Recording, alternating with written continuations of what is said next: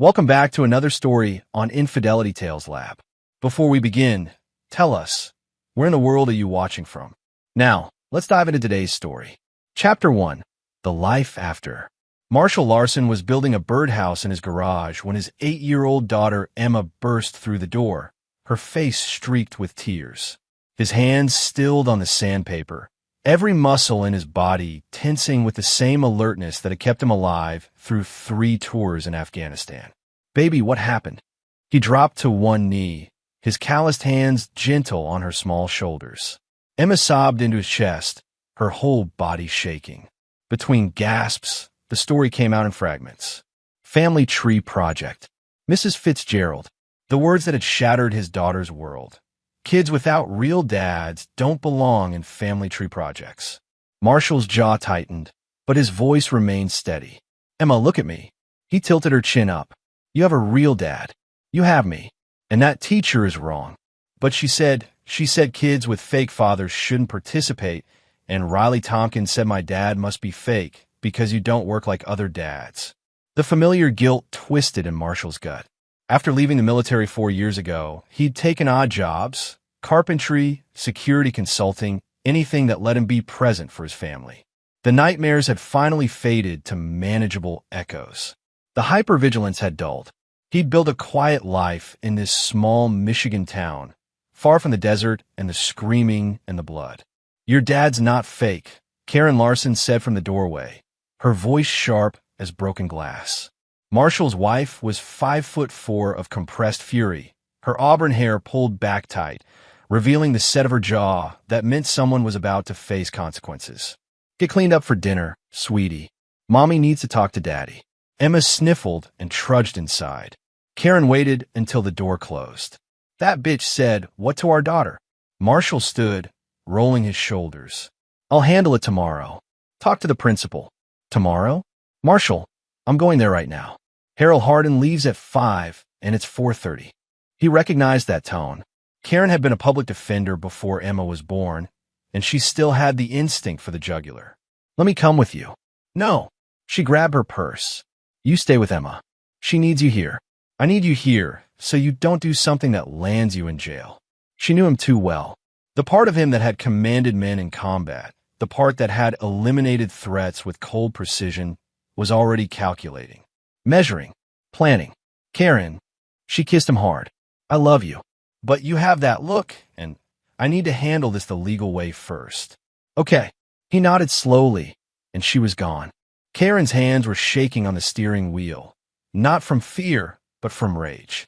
She'd seen what Marshall had survived, the pieces he'd had to put back together.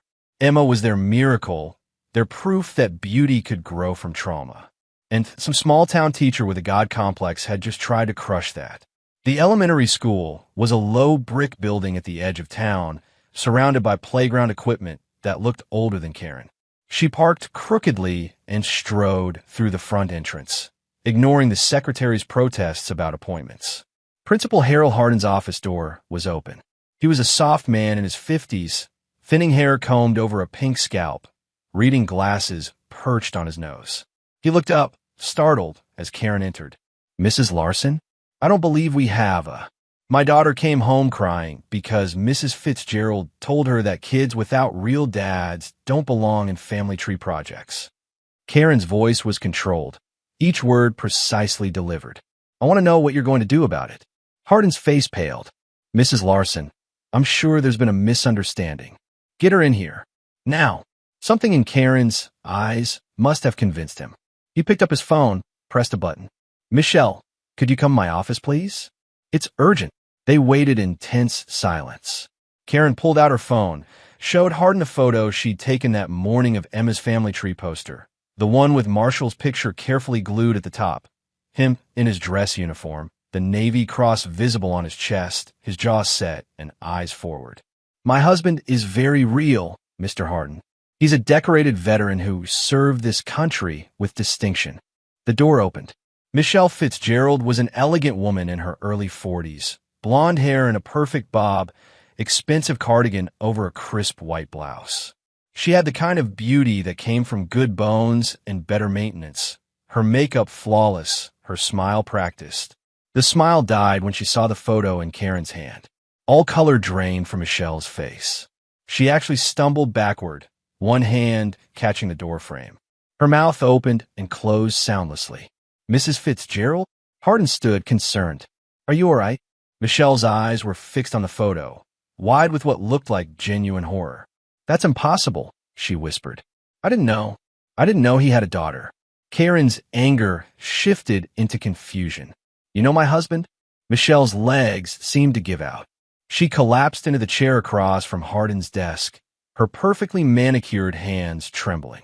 Marshall Larson, she breathed. Oh God, he's here. What's going on? Hardin demanded. Karen's instinct for screaming now. Something was very wrong. How do you know Marshall? Michelle looked up, and there was something in her eyes. Fear, guilt, calculation. It was a long time ago. We knew each other in Afghanistan. I was a journalist embedded with... She stopped abruptly. The pieces were clicking together in Karen's mind. Marshall never talked about Afghanistan in detail. He told her about the basics, the deployments, the missions that went right, the friends he'd lost. But there was a 2-year period he never discussed, right before he left the military. A shadow period where something had broken inside him. What did you do? Karen asked quietly. Michelle stood abruptly. I didn't do anything. I need to go. I'm sorry about what I said to your daughter. It was inappropriate. I apologize. Sit down, Hardin commanded, his voice suddenly hard. You're not going anywhere until we sort this out. Mrs. Larson's daughter was humiliated in your classroom. You clearly know her father. I want answers. Michelle's face was a mask now, the shock replaced by cold composure. It's not relevant to today's incident. I made an inappropriate comment. I'll apologize to Emma tomorrow. Now, if you'll excuse me. No. Karen stepped between Michelle and the door. You don't get to walk away. What happened between you and Marshall? For a moment, something ugly flashed in Michelle's eyes. Ask your husband about Operation Copper Valley. Ask him about the village. Then you'll understand why I was surprised he'd bring a child into this world. She pushed past Karen and was gone before anyone could stop her. Karen stood frozen, those words echoing. Operation Copper Valley. The village. Hardin was saying something about disciplinary action, about having a formal meeting, but Karen wasn't listening. She was already heading to her car, already dialing Marshall's number. He answered on the first ring. How'd it go? Marshall. Her voice cracked. I need you to tell me the truth. What's Operation Copper Valley? The silence on the other end lasted 5 seconds. Then, where did you hear that name? From Michelle Fitzgerald. Marshall, what happened in Afghanistan? Another pause. When he spoke again, his voice was different, colder, harder, the voice of the soldier he'd been. Come home. We need to talk. Chapter 2. The Truth Underground. Marshall was sitting at the kitchen table when Karen arrived, Emma already tucked in a bed upstairs. He'd poured 2 glasses of whiskey. He never drank anymore, which told her everything about how serious this was. She sat across from him, her hands folded. Talk to me. He stared at the amber liquid, his jaw working. Finally, Michelle Fitzgerald used to be Michelle Chase. She was a freelance journalist who wanted to make her name. She embedded with my unit in 2019, covering Special Forces operations in Kandahar province. Karen waited. Marshall's fingers tightened around his glass. We ran counterinsurgency ops, worked with local tribal leaders, built schools and infrastructure. It was the good war work, the stuff that actually mattered. We had a village called Copper Valley. That's what we called it. The real name was unpronounceable, where we'd established trust. The elders worked with us. We protected them from Taliban incursions. It was working. He took a drink. Michelle was there for 3 weeks. She interviewed everyone, soldiers, civilians, village leaders. Then she filed a story with the Washington Post claiming we'd executed 12 unarmed civilians in a raid. Karen's breath caught. It was a lie, Marshall said, his voice steady but his eyes burning. Complete fiction. She fabricated witnesses, doctored timelines, created a war crime out of whole cloth. But it was sensational, and the Post ran it. Front page. Special Forces unit accused of massacre. Oh, Marshall. The investigation took 8 months. They pulled our unit back, questioned everyone, went through every report and helmet cam. We were cleared of all charges, completely exonerated, but the damage was done. His knuckles were white. My team leader, Aaron Griffith's brother-in-law, Brian Kaplan, he couldn't handle the shame, the looks from other soldiers. His wife left him during the investigation. He ate his service weapon in a bathroom at Fort Bragg. Karen covered her mouth. 2 other guys got medical discharges for PTSD. The unit was dissolved. I stayed in for another year, but it was over. The mission in Copper Valley collapsed. The Taliban moved back in the day after we pulled out. Everything we'd built was gone. Marshall finally looked up, and his eyes were dry but furious. And Michelle Chase won a goddamn Pulitzer nomination for investigative journalism. But if you were cleared, doesn't matter. The story is what people remember. No smoke without fire, right? He smiled bitterly. She moved on to other stories, other wars. Won some awards, made her reputation. Then she disappeared from journalism about 5 years ago. Changed her name back to her maiden name. And apparently became an elementary school teacher in my town. Karen's mind was reeling. She destroyed your career, your unit, got a man killed, and now she's teaching our daughter. Marshall repeated softly. And she said those things to Emma, knowing exactly who I was. Those words weren't random cruelty, Karen. That was deliberate. How would she even know Emma was your daughter? Family Tree Project. Emma would have shown the picture, talked about her dad, the veteran. Michelle put it together. He stood, walking to the window. She probably thought I was gone. Dead? Maybe, or living somewhere far away. And suddenly there's proof I'm not only alive, but thriving. I have a wife, a daughter, a life, while Brian Kaplan has a grave. Marshall nodded slowly. Karen stood, moved behind him, wrapped her arms around his waist. What do you want to do? He was silent for a long moment.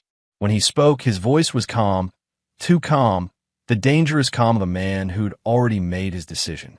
I want her to pay. Marshall, not kill her. I'm not that man anymore. He turned her arms. But she needs to face consequences. Real consequences. She got away with destroying lives because the lie was too big to fully debunk. She built a career on my team's corpses. And now she's here, teaching children, and she thinks she's safe. Karen searched his eyes. She knew this man, had known him through the nightmares, the therapy, the slow reconstruction of his soul. He wasn't cruel, but he was capable of things that would terrify most people. What are you planning? I don't know yet, Marshall admitted. But I'm going to find out everything about her. Every secret, every vulnerability. And then I'm going to make sure she can never hurt anyone again. I want to help. He looked at her sharply. Marshall, that bitch made our daughter cry. She tried to humiliate Emma because she couldn't let go of her sick grudge against you. Whatever you're planning, I'm in. A slow smile crossed his face. The smile that had made her fall in love with him. The one that said he saw her as an equal. Then we need to do this smart. No evidence, no trail. We ruin her the way she tried to ruin me. By exposing the truth? No. His eyes were cold now, calculating. The truth didn't help me before. We're going to do something better. We're going to make her destroy herself. The next morning, Marshall sat in his garage with his laptop, coffee growing cold beside him. He'd been up since 4 a.m., using skills he'd promised himself he'd never use again. The dark web was still accessible if you knew where to look. Military contacts who owed him favors were still willing to bend rules. Michelle Fitzgerald, née Chase, had covered her tracks well, but not perfectly. After her journalism career peaked around 2020, she'd taken a job at a prestigious magazine, then suddenly resigned in 2021. No scandal, no explanation. She'd surfaced 6 months later in Denver as a teacher. Changed schools twice in 3 years before landing here in Michigan. Why? Journalists who win awards don't become small-town teachers. Not unless they're running from something.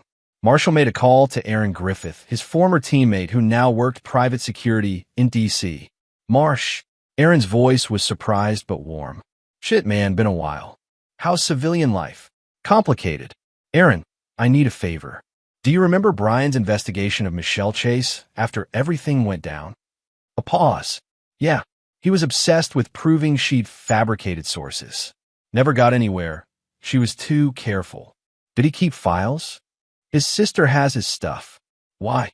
Marsh, what's going on? Marshall explained, keeping his voice level. When he finished, Aaron was silent. She's teaching your kids' class, Aaron finally said. Jesus Christ. What do you need? Everything Brian had on her. And I need you to help me dig deeper. There's a reason she left journalism. I want to know what it is. You're going after her. Yes. About damn time, Aaron said grimly. I'll call Brian's sister tonight. Anything else? Can you come here? I might need backup. I'll be on a plane tomorrow. Marsh, be careful. She's smart and she's connected. So am I, Marshall said and hung up. He returned to his research. Michelle lived alone in a house on the north side of town. Divorced, no kids. Drove a Lexus. Her social media was sparse, but maintained book club photos, classroom pictures, smiling selfies that looked like a life well lived. But there were gaps, periods where she posted nothing. Friends who appeared then vanished from her feed. Marshall was good at finding patterns. It had kept him alive in Afghanistan, knowing when something was wrong, when the normal flow of life was disrupted by hidden threats. Michelle's life was full of disruptions. The garage door opened. Karen stepped in, still in her robe. You've been out here for hours. Making progress. He showed her his notes. She's hiding something. I can feel it. Karen leaned over his shoulder, scanning the screen. The journalism world is small. If she did something that made her leave, other reporters would know. Can you reach out? You still have media contact from your law days. I'll make some calls. She kissed the top of his head. Emma's asking about school. Should we keep her home? No. We act normal. Michelle thinks she has power because she shocked you yesterday. She thinks I'll slink away, too afraid of her bringing up the past. Marshall's smile was cold. Let her think she won. Chapter 3. The Brother's Shadow. 3 days later, Aaron Griffith arrived with 2 banker's boxes full of files. He was thicker than Marshall remembered, his hair shot through with gray, but his eyes were the same, sharp and assessing. They set up in Marshall's basement, away from Emma's curious questions. Aaron dropped the boxes on the workbench. Brian spent the last 6 months of his life trying to prove Michelle fabricated her story. He interviewed villagers, dug through military reports, found inconsistencies in her timeline. Aaron's voice was tight. He was right, but proving it was impossible. Her sources were protected, her notes were destroyed in a security breach, and the Post stood by the story because retracting it would have been a liability nightmare. Marshall opened the first box. Inside were folders marked with dates and locations, photographs of village scenes, interview transcripts in Brian's meticulous handwriting. There's something else, Aaron said. Brian found a connection we never understood. Michelle had a brother, Colin Chase. He was in Afghanistan too, working as a private contractor. He died there in 2020, 6 months after Michelle's story ran. Marshall looked up sharply. Ow! Officially? Ambushed during a supply run. But Brian thought it was suspicious. Colin was experienced, careful, and he died in Kandahar province, not far from Copper Valley. Aaron pulled out a photograph. A man in his 30s, hard-faced, military bearing. Brian's theory was that Colin was Michelle's real source. That maybe he fed her false information or was involved in something that got covered up by her story. You think Michelle threw her own brother under the bus? I think Michelle was willing to sacrifice anyone for a story, Aaron said flatly, including her brother. And when Colin died, she got out of war reporting fast. Karen descended the stairs, her phone in hand. I just got off with Loretta David at the Boston Globe. She covered the media industry for years. She looked shaken. Marshall, there were rumors about Michelle in 2021. Multiple accusations of source fabrication in other stories. The magazine was preparing to fire her, but she resigned first. There was an NDA, so nothing went public. But she was essentially blacklisted from major journalism. So she became a teacher, Marshall said slowly. Reinvented herself. Thought she could start over. Until you showed up, Aaron finished. Your daughter in her class, your face in that photo. She probably thought she was seeing a ghost. Marshall stared at the files, the pieces assembling in his mind. She's not just running from a failed career. She's running from guilt. Her brother's death, the accusations, the lies catching up. That's why she reacted so strongly. Seeing me must have felt like the past coming to collect. What's the play? Aaron asked. Marshall was quiet for a long moment, his mind working through scenarios. Then, we make her think it's happening again, that someone's investigating her past. We create pressure, paranoia, force her to make mistakes. You want to gaslight her? Karen asked carefully. I want justice. Marshall corrected. Brian deserves justice. My team deserves justice. And I want to make sure Michelle never has the power to hurt someone like Emma again. He looked at Aaron. Are you in? Aaron's smile was grim. For Brian? Hell yes. The plan began simply. Marshall created an anonymous email account and sent Michelle a message. I know about Colin. I know what really happened in Copper Valley. We need to talk. No threats, no accusations. Just enough to make her wonder. Then Aaron, using his connections, had a private investigator show up at Michelle's school, asking questions about her background for a routine employment verification. The PI was instructed to be just slightly too interested, to ask questions that didn't quite fit a standard background check. Marshall watched Michelle's social media for changes. Within 2 days, she deleted her Twitter account. Her Facebook went private. She's scared, Karen observed. They were in bed, the lights out, talking in whispers. Is this really enough? Making her paranoid? This is just the beginning, Marshall said. I need her off balance. When people are scared, they make mistakes. They reach out to accomplices, they try to cover tracks, they act guilty even when they're not sure what they're guilty of. What if she goes to the police and says what? That she's getting anonymous emails? That a PI asks questions? Marshall shook his head. She won't risk official attention. Not with her past. His phone buzzed. A text from Aaron. She made a call to a DC number tonight. Lasted 40 minutes. Running the number now. Marshall showed Karen the message. It's working, but he felt no satisfaction, only cold purpose. This wasn't revenge for revenge's sake. This was about ensuring that someone who'd gotten away with destroying lives finally faced consequences. The next morning, Emma came down to breakfast chattering about school. Mrs. Fitzgerald was really nice yesterday. She apologized in front of the whole class for what she said about my family tree. Marshall and Karen exchanged glances. That's good. Honey, Karen said carefully. How did she seem? Tired, I guess. She kept checking her phone, and she said she might not be her teacher much longer because she has to go away for family stuff. Marshall's jaw tightened. Michelle was already planning to run. That afternoon, he received an email from an unfamiliar address. When he opened it, his blood ran cold. Marshall Larson, I know you're behind this.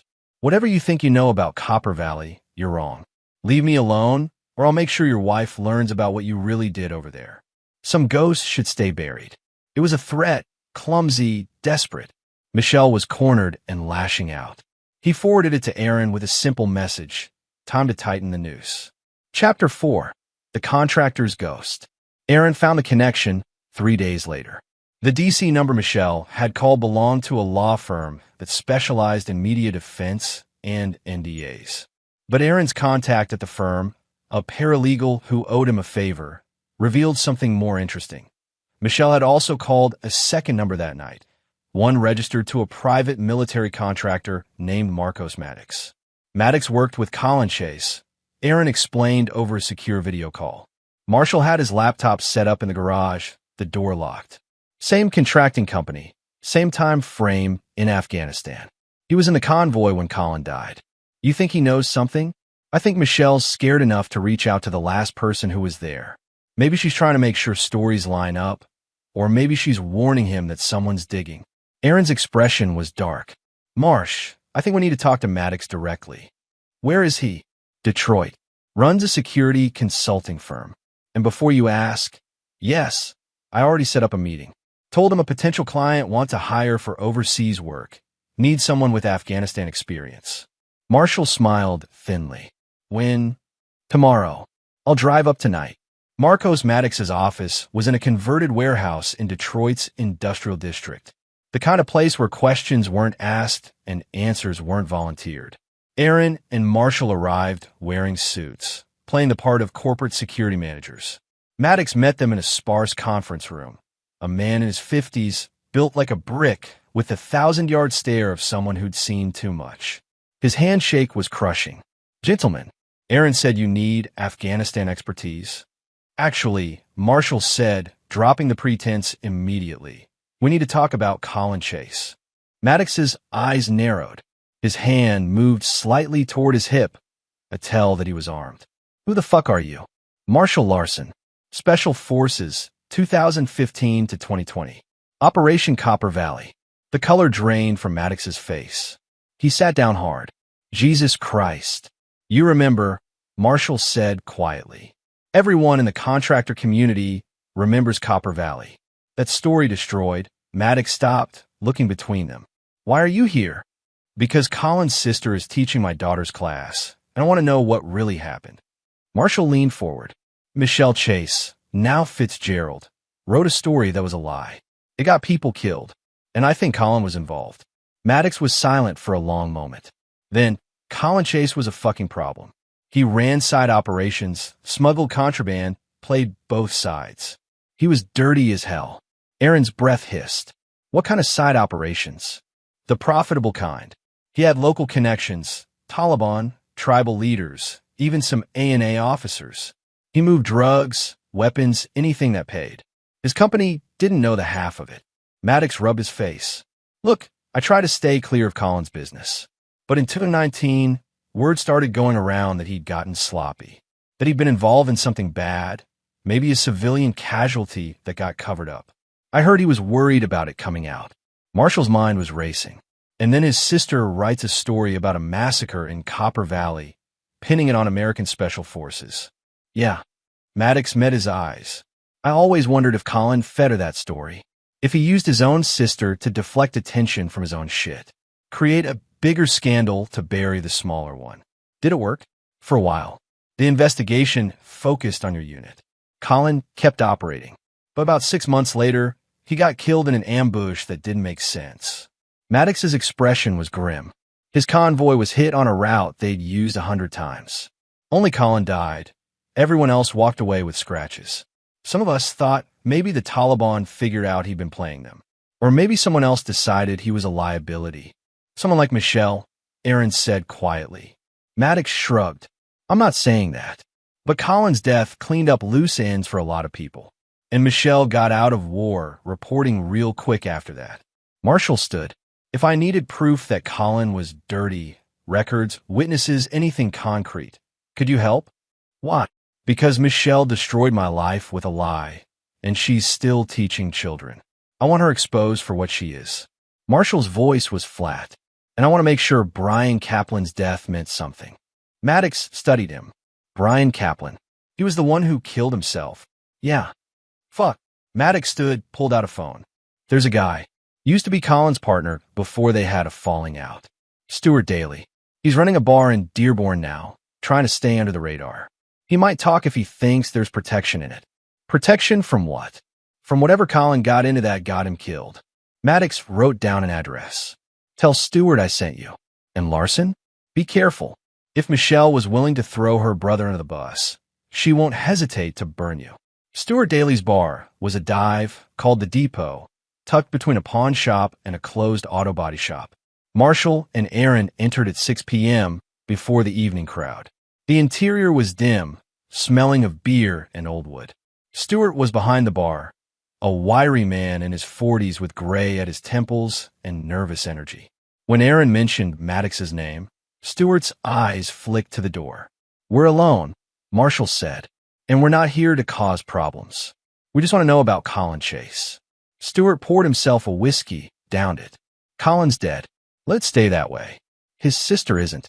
Marshall slid a photo of Michelle across the bar, a recent one from her Facebook, smiling at a school event.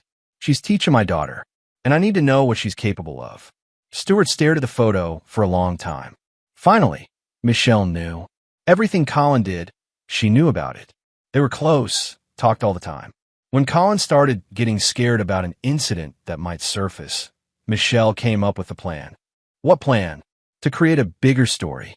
Michelle would write about American forces committing atrocities.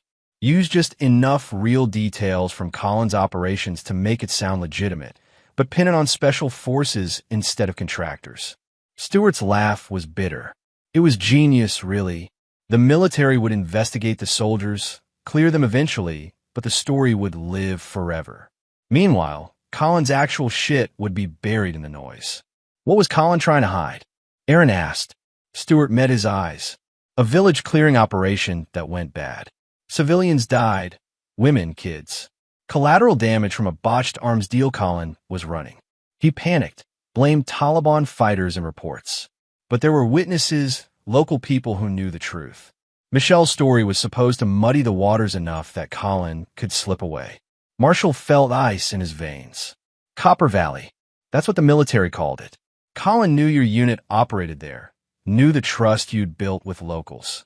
Perfect scapegoat. Stewart poured another drink. After the investigation cleared you guys, Colin thought he was safe. But the locals didn't forget. They'd been talking to other journalists, NGO workers. Eventually, Colin's name started coming up, and then he died in that ambush. You think Michelle had him killed? I think Michelle is a survivor. When Colin became a liability, when his actual crimes might have surfaced and connected back to her fabricated story, he became a problem. Stewart's hands were shaking. She called me after Colin died, asked if he kept any records, any evidence of their plan. I lied, said no. But Colin had kept files. Insurance, he called it. If something happened to him, the truth would come out about Michelle's involvement. Marshall leaned forward. Where are the files? Gone. I destroyed them after Michelle's people came looking. Guys who made it clear my bar could burn down with me in it if I didn't cooperate. Stewart drank again.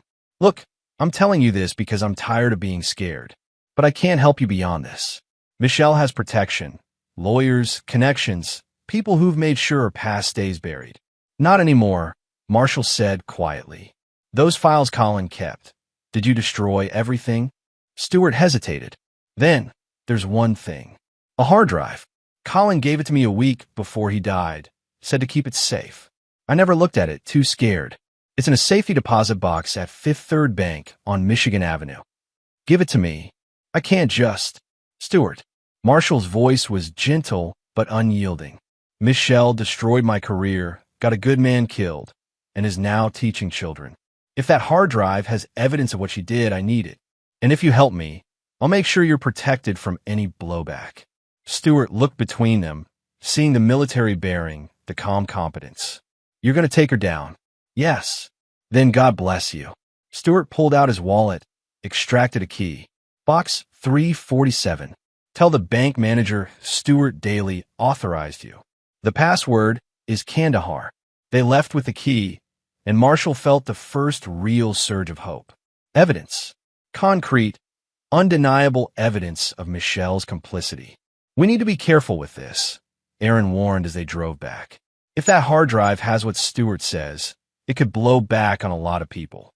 Military, contractors, maybe even DOD officials who help cover things up. I don't care about them, Marshall said. I care about Michelle. But they'll care about protecting themselves. We can't just dump this on the internet and hope for the best. Marshall nodded. We need leverage. A way to ensure Michelle faces consequences without triggering a massive cover-up. His phone rang. Karen. Marshall, something's wrong. Emma came home and said Mrs. Fitzgerald wasn't at school today. The substitute said she's taking an emergency leave. Marshall's jaw tightened. She's running. Chapter 5. The Hunter Becomes Prey. By the time Marshall and Aaron reached Fifth Third Bank, it was nearly closing time. They convinced the manager, a nervous man named Harold Hardin's cousin, ironically, to let them access the safety deposit box. Stewart had called ahead, authorizing the release. Box 347 was small, and inside was a single external hard drive wrapped in bubble wrap. Marshall held it like it might explode. Let's not open this here, Aaron muttered. We need controlled environment, air-gap computer, the works. They drove to Aaron's hotel, where he had a laptop specifically set up for sensitive data. No network connection, built-in countermeasures against tracking. Marshall's hands were steady as he plugged in the drive. The contents loaded slowly. Folders labeled by date, location, operation name. And one folder simply marked Michelle. Marshall opened it. Inside were dozens of email exchanges between Colin and Michelle, dating from 2018 to 2020. Marshall read them aloud, his voice getting colder with each message. Colin to Michelle, March 2019. The civilian casualty problem is growing. Local elder is making noise about the compound raid. Need to shift narrative or I'm exposed. Michelle to Colin, March 2019. I can write around it. Give me details on the SF unit operating in the area.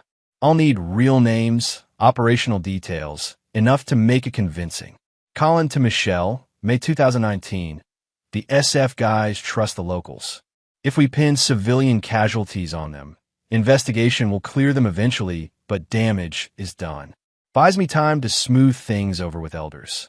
Michelle to Colin, May 2019. Story outline attached. Review for accuracy on locations and dates. I'll file next month. Colin, this could be Pulitzer level if I write it right. Finally, the recognition I deserve. Erin swore softly. She knew. From the beginning, she knew it was a lie. There were more emails. Michelle coaching Colin on what to say if questioned, Colin expressing doubt. Michelle pushing him forward with promises that it would all work out. And then, after the Washington Post story ran and the investigation began, Colin to Michelle, November 2019. The SF guys are getting crushed. One of them killed himself. Michelle, this is on us. We need to come clean. Michelle to Colin, November 2019. Absolutely not. You come clean, we both go down. The story stands. Keep your head down. Colin to Michelle, March 2020. New journalist poking around Afghan sources. They're talking about the compound raid, the real story. My name is coming up. I need protection. Michelle to Colin, March 2020. I'll handle the journalist. You handle the sources. Permanently, if necessary. Marshall looked up. She was telling him to kill witnesses. And then Colin died a month later, Erin added. The final email was from Colin to Michelle, dated 1 week before his death. I'm making copies of everything. Insurance. If something happens to me, the truth comes out. You don't get to walk away clean while I burn. Michelle had never replied to that message. She had him killed, Marshall said flatly. Her own brother, because he was a liability. We can't prove that, Erin cautioned. These emails show conspiracy and fabrication, but not murder. Then we use what we have. Marshall ejected the drive. This is enough to destroy her career, her reputation, everything. We leak it to the right journalists. And trigger a DOD cover-up that buries it all, Erin interrupted. Marsh think this implicates military contractors, shows a major failure in oversight, reveals that the Washington Post was duped. Everyone involved has an interest in making this disappear. We go public wrong, and Michelle just vanishes into a witness protection program while we get sued into oblivion. Marshall slammed his hand on the table. Then what? We just let her run? No, we make her surrender on our terms. The plan came together over the next 6 hours. Erin made calls to his network. Military investigators still angry about Copper Valley. Journalists who'd been suspicious of Michelle's past work, and a lawyer friend who specialized in military justice. The strategy was simple. Simultaneous pressure from multiple directions, giving Michelle no time to coordinate a response or mount a legal defense. They would leak the emails to 3 separate journalists at different publications, ensuring the story couldn't be suppressed. Simultaneously, Erin's contact at DOD would receive copies, forcing an official investigation. And Marshall would confront Michelle directly, giving her one chance to confess publicly before the evidence became public. She won't confess, Erin said. She'll try to run or lawyer up. I'm counting on it, Marshall replied. Because when she does, we release everything. And this time, there's no ambiguity, no he said, she said. Just her own words convicting her. Karen had listened to the plan in silence. Now she spoke. What about Emma? If this becomes a media circus, then we pull her from school. Go stay with your parents in Vermont until it dies down, Marshall said. This isn't about revenge anymore, Karen. This is about justice. Michelle has gotten away with destroying lives for 5 years. That ends now. Michelle's emergency leave had been approved by Principal Hardin for family medical issues, But Marshall knew better. She was preparing to disappear again, to reinvent herself in another town with another name. He couldn't allow that. Using the address he'd found earlier, Marshall drove to Michelle's house at 8 p.m. It was a modest two-story colonial in a quiet neighborhood, lights on in the front windows. Her Lexus was in the driveway. He parked across the street, watching. Through the window, he could see Michelle moving around, packing boxes, running. His phone buzzed. "Aaron, journalists have the emails. They're vetting sources now, but will run the story within 48 hours. DOD contact confirmed investigation will open." "It's happening." Marshall texted back. "Going in now? Be smart. She might be dangerous." Marshall smiled grimly. He'd faced actual danger. Taliban fighters, IEDs, ambushes in the dark. Michelle Fitzgerald was just a coward who'd gotten lucky for too long. He crossed the street and rang the doorbell. The curtain twitched. Then, after a long moment, the door opened a crack. Michelle stood there, looking haggard. No makeup, hair pulled back, eyes red from crying or lack of sleep. "What do you want?" Her voice was hoarse. "To give you a chance," Marshall said calmly. "Can I come in?" "No. Say whatever you came to say and leave." "Michelle, I have the hard drive Colin gave to Stuart Daly. I've read the emails." Her face went white. "That's impossible." Stuart said. Stuart lied. Smart man. Marshall pulled out his phone, showed her a photo of one of the emails on screen. "I know everything. The fabricated story, Colin's real crimes, how you told him to eliminate witnesses. All of it." Michelle's hand gripped the doorframe. "You can't prove anything. Those emails are out of context. Lawyers will argue context, but journalists won't care. Neither will the military investigators who are opening a new inquiry into Copper Valley as we speak." Marshall's voice was steady. 3 major publications are running stories about you in the next 48 hours. Your past, your lies, your brother's death. It's over. You bastard. Her voice shook. You self-righteous bastard. You have no idea what it's like trying to make it in a field that chews up women, that demands blood for success. I did what I had to do to survive. You murdered careers, got Brian Kaplan killed, destroyed my team. Marshall stepped closer, and you were willing to let innocent men take the fall for your brother's war crimes. That's not survival, Michelle. That's evil. She laughed, a high, broken sound. Evil? You think I'm evil? You people who went over there and played soldier, who got to be heroes while the rest of us scraped for scraps. Colin and I were trying to make something of ourselves. We were. You were selfish cowards, Marshall said quietly. And now you're going to pay for it. Michelle's expression hardened. If you release those emails, I'll make sure everyone knows about the things your unit actually did. The gray areas, the questionable calls. I may go down, but I'll drag you with me. Try it. Marshall's smile was cold. I've already been investigated. I was cleared. But you? You're going down for fabrication, conspiracy, and possibly accessory to murder. And when Emma asks me someday why her teacher disappeared, I'll tell her the truth, that you were a liar who got what she deserved. He turned to leave. Wait, Michelle called. Wait, what? We want money? I have money saved. Or I can disappear. Leave teaching, leave the state. You'll never see me again. Marshall looked back.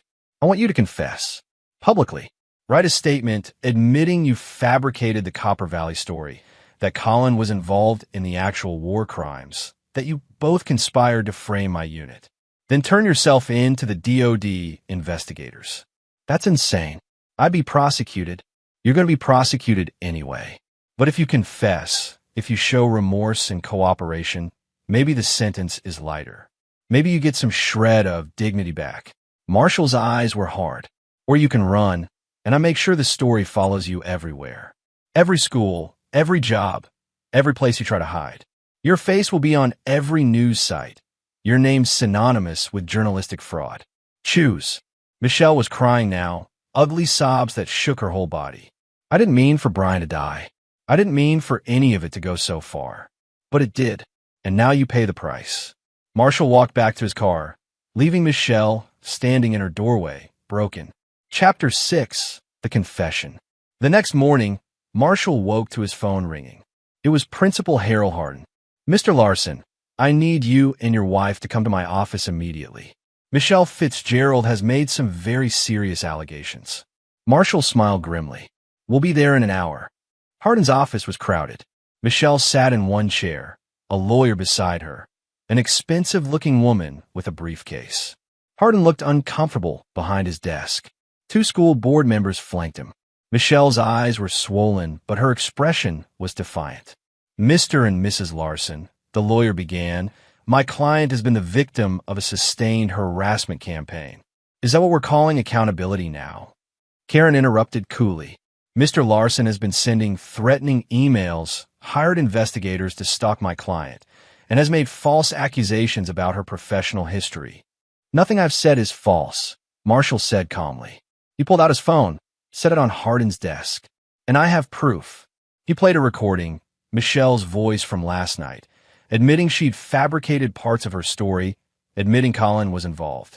Marshall had recorded the entire confrontation. The lawyer's face went pale. That recording is illegal. Actually, Michigan is a one-party consent state, Karen said sweetly. Marshall was a party to the conversation.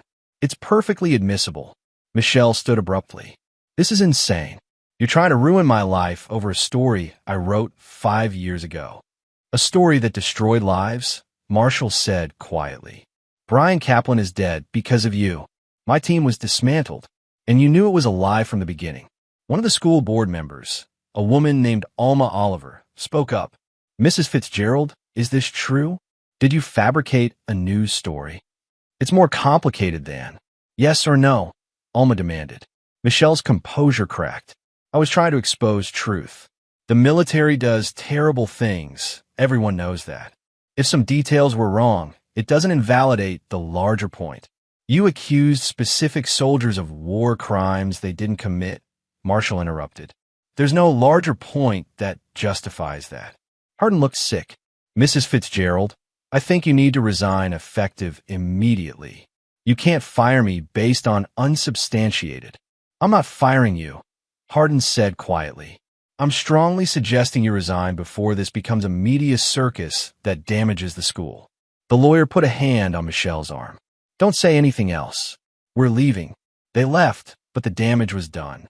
By that afternoon, the first article had dropped, a damning expose in The Atlantic detailing Michelle's fabricated sourcing and the emails from Colin. The Washington Post issued a statement saying they were reviewing the accuracy of prior reporting. By evening, Michelle's face was on CNN. By the next morning, she was trending on Twitter. Marshall watched the coverage with Aaron and Karen, feeling numb. It was everything he'd wanted. Michelle exposed, her lies revealed, justice finally served. But Brian was still dead. The team was still scattered, and the hollow feeling in his chest remained. You did it, Aaron said quietly. She's finished. She's not in jail, though, Marshall replied. Give it time. DOD is opening a criminal investigation. With these emails, she'll face charges. Aaron put a hand on Marshall's shoulder. You held her accountable. That's more than most people ever get. The doorbell rang. Marshall tensed. Reporters had been camped outside all day, but when he checked the camera, he saw a military uniform. An officer. He opened the door. The man was a colonel, dress blues, rows of ribbons. Marshall Larson? Yes. Colonel Jeffrey Massey, Army JAG. I'm heading the new investigation into Operation Copper Valley. He looked tired. Can we talk? They sat in Marshall's living room, Emma safely at Karen's parents' house for the week. Massey laid out a folder of documents. The emails you provided have opened up a can of worms. Colin Chase's operations, contractor oversight failures, potential war crimes. Massey looked at Marshall. But they've also vindicated your team. The investigation into your unit was based on fraudulent information, and we're moving to have all records expunged. Your team members will receive formal letters of apology, and we're pushing for posthumous honors for Brian Kaplan. Marshall's throat tightened. Thank you. Don't thank me yet, Massey said grimly. Michelle Fitzgerald is lawyering up hard. She's claiming she was misled by her brother, that she's a victim too. Her legal team is good, and they're going to fight every charge. This could take years to prosecute. But she'll be prosecuted? Yes. conspiracy, fraud, possibly more, depending on what else we uncover about Colin's operations and her knowledge of them. Massey stood. You did good work here, Larson. You held someone powerful accountable when no one else would. The military owes you. After he left, Karen sat beside Marshall. How do you feel? Tired, he admitted. I thought I'd feel satisfaction, but I just feel tired. Because revenge doesn't heal, she said gently. It just closes wounds. The healing comes after. I know. He pulled her close. Is Emma okay? She's confused, asking why her teacher is on TV, why people are saying bad things. Karen looked at him. What do we tell her? The truth. That sometimes adults make mistakes, and those mistakes hurt people, and that when someone does something wrong, they have to face consequences. Marshall smiled slightly, and that her dad loves her and will always fight to keep her safe. She already knows that, Karen murmured. Chapter 7. The Desperate Gambit. 2 weeks after the story broke, Michelle's world had completely collapsed. She'd been forced to resign from the school. Her face was infamous, and criminal charges were pending. But she wasn't going quietly. Marshall received a call from Aaron. We have a problem. Michelle's lawyer filed a defamation suit against you, claiming you orchestrated a harassment campaign and destroyed her career with false allegations. The allegations aren't false, Marshall said flatly. Doesn't matter. She's going for the throat, claiming emotional distress, loss of income, reputational damage. She wants $5 million in damages. Let her try. Marsh, there's more. She's also alleging you threatened her, coerced the recording, and violated her privacy. She's painting you as an obsessed vigilante. Marshall's jaw tightened. So, she's trying to flip the narrative. Make herself the victim. And it might work. Her lawyer is good, and public opinion can be fickle. If she presents as a reformed journalist who made mistakes under pressure from her criminal brother, Aaron sounded worried. We need to be ready for a fight. The lawsuit dominated local news. Michelle gave interviews, carefully controlled, tearful statements about how she'd been manipulated by Colin, how she tried to expose truth but relied on bad sources, how Marshall had stalked and threatened her. Marshall watched one interview with Karen, his anger building. Michelle sat across from a sympathetic reporter, looking small and fragile. I made mistakes, Michelle said, dabbing her eyes. But I was trying to hold powerful people accountable. And now a vindictive veteran is using his military connections to destroy me because he doesn't want the truth about Afghanistan to come out. That's bullshit, Karen snapped at the screen. She's smart, Marshall admitted. She's reframing the whole thing, making it about military cover-ups instead of her lies. The strategy was working. Some online commentators began questioning whether Marshall had gone too far, whether Michelle deserved sympathy. A few military veterans even defended her, saying the public needed aggressive journalism to expose war crimes. This is insane, Aaron said over the phone. How was she spinning this? Because people want to believe in redemption, Marshall said, and because attacking the military is always fashionable. She's using the same playbook she used before: create doubt, muddy the waters, make people question what's real. So what do we do?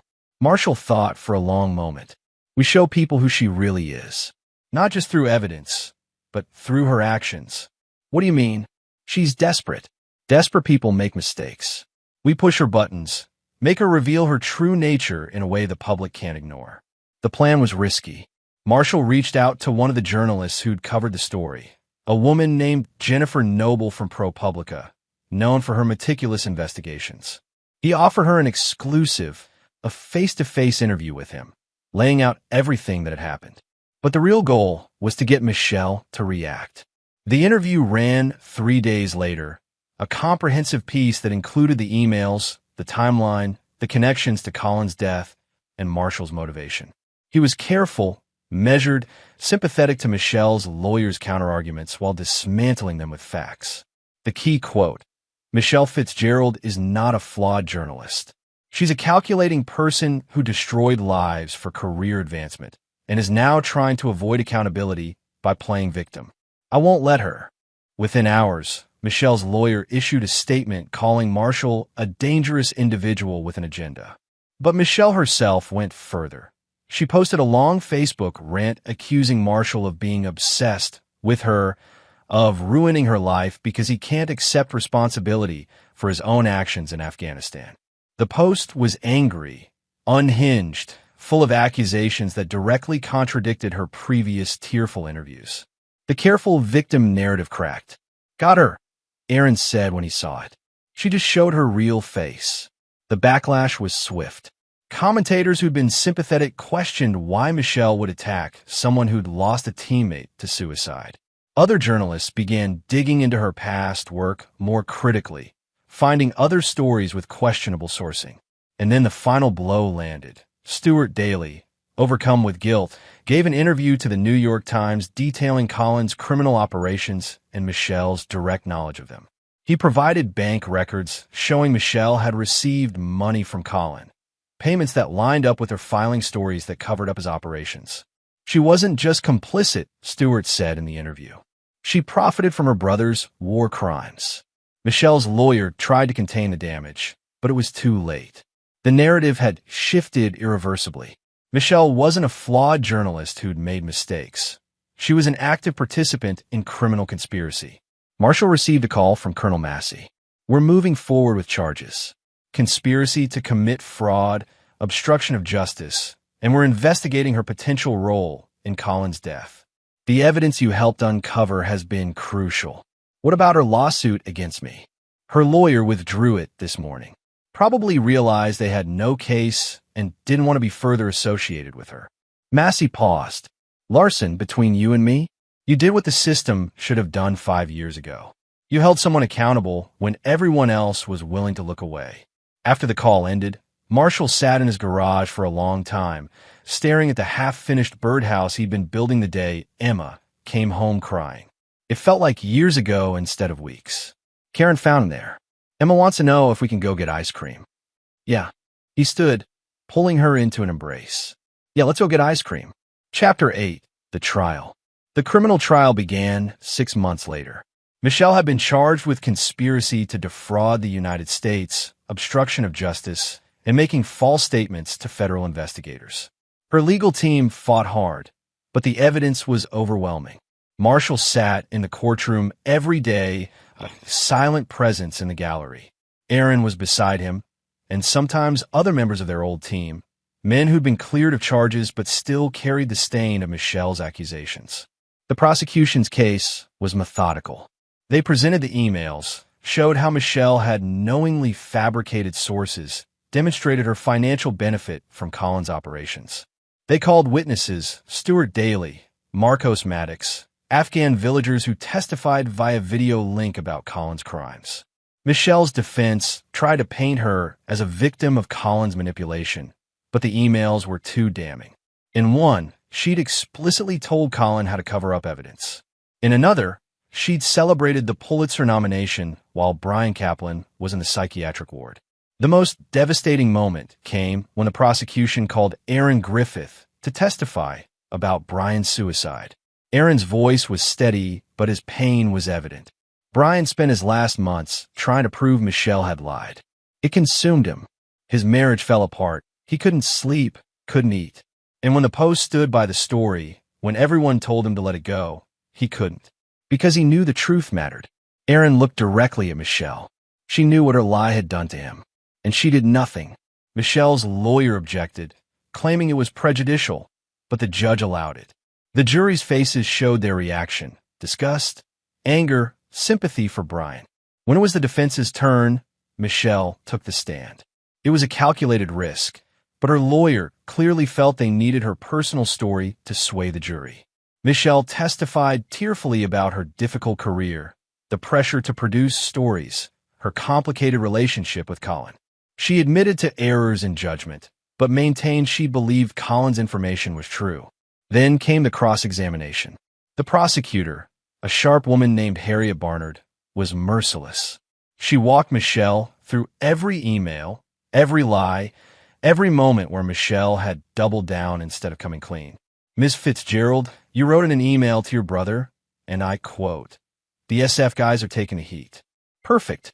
Let them burn while we move on." Does that sound like someone who believed they were reporting truth? I was frustrated. I didn't mean.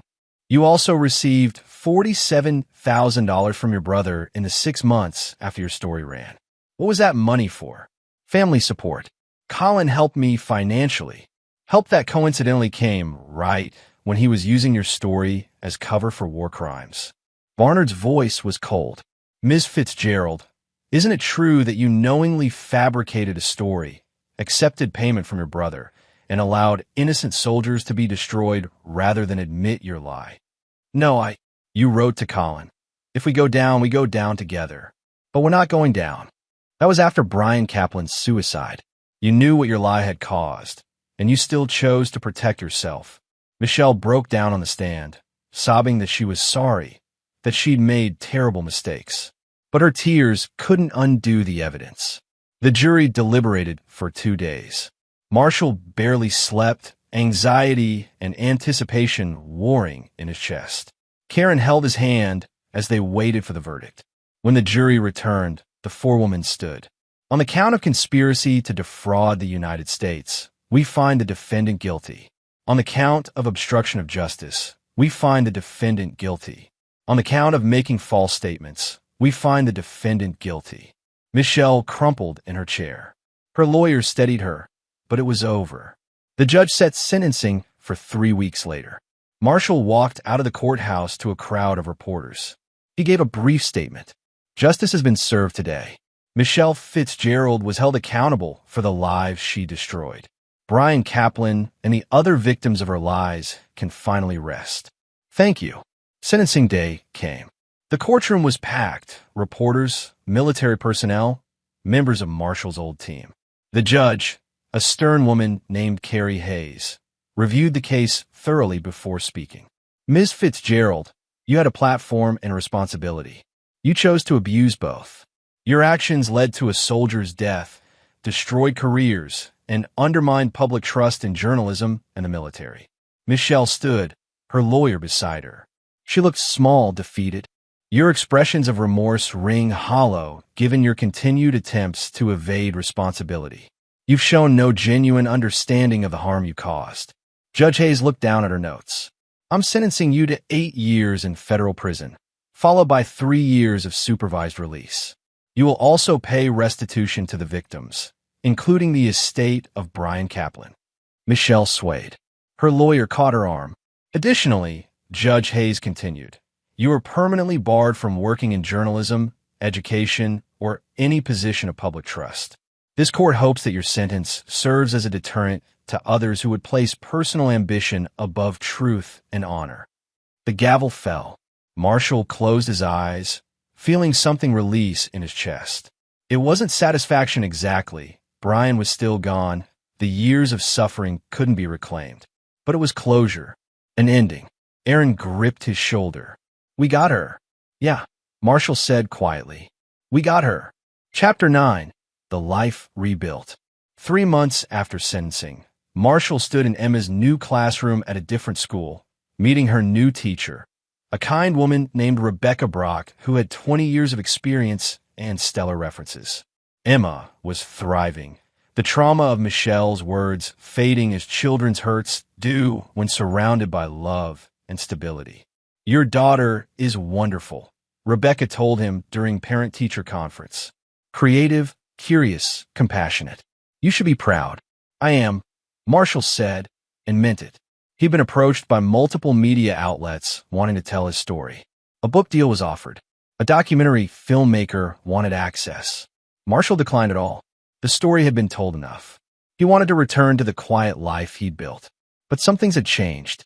The Army, embarrassed by the Copper Valley fiasco, had reached out with an offer, a position training Special Forces soldiers in media relations and information warfare.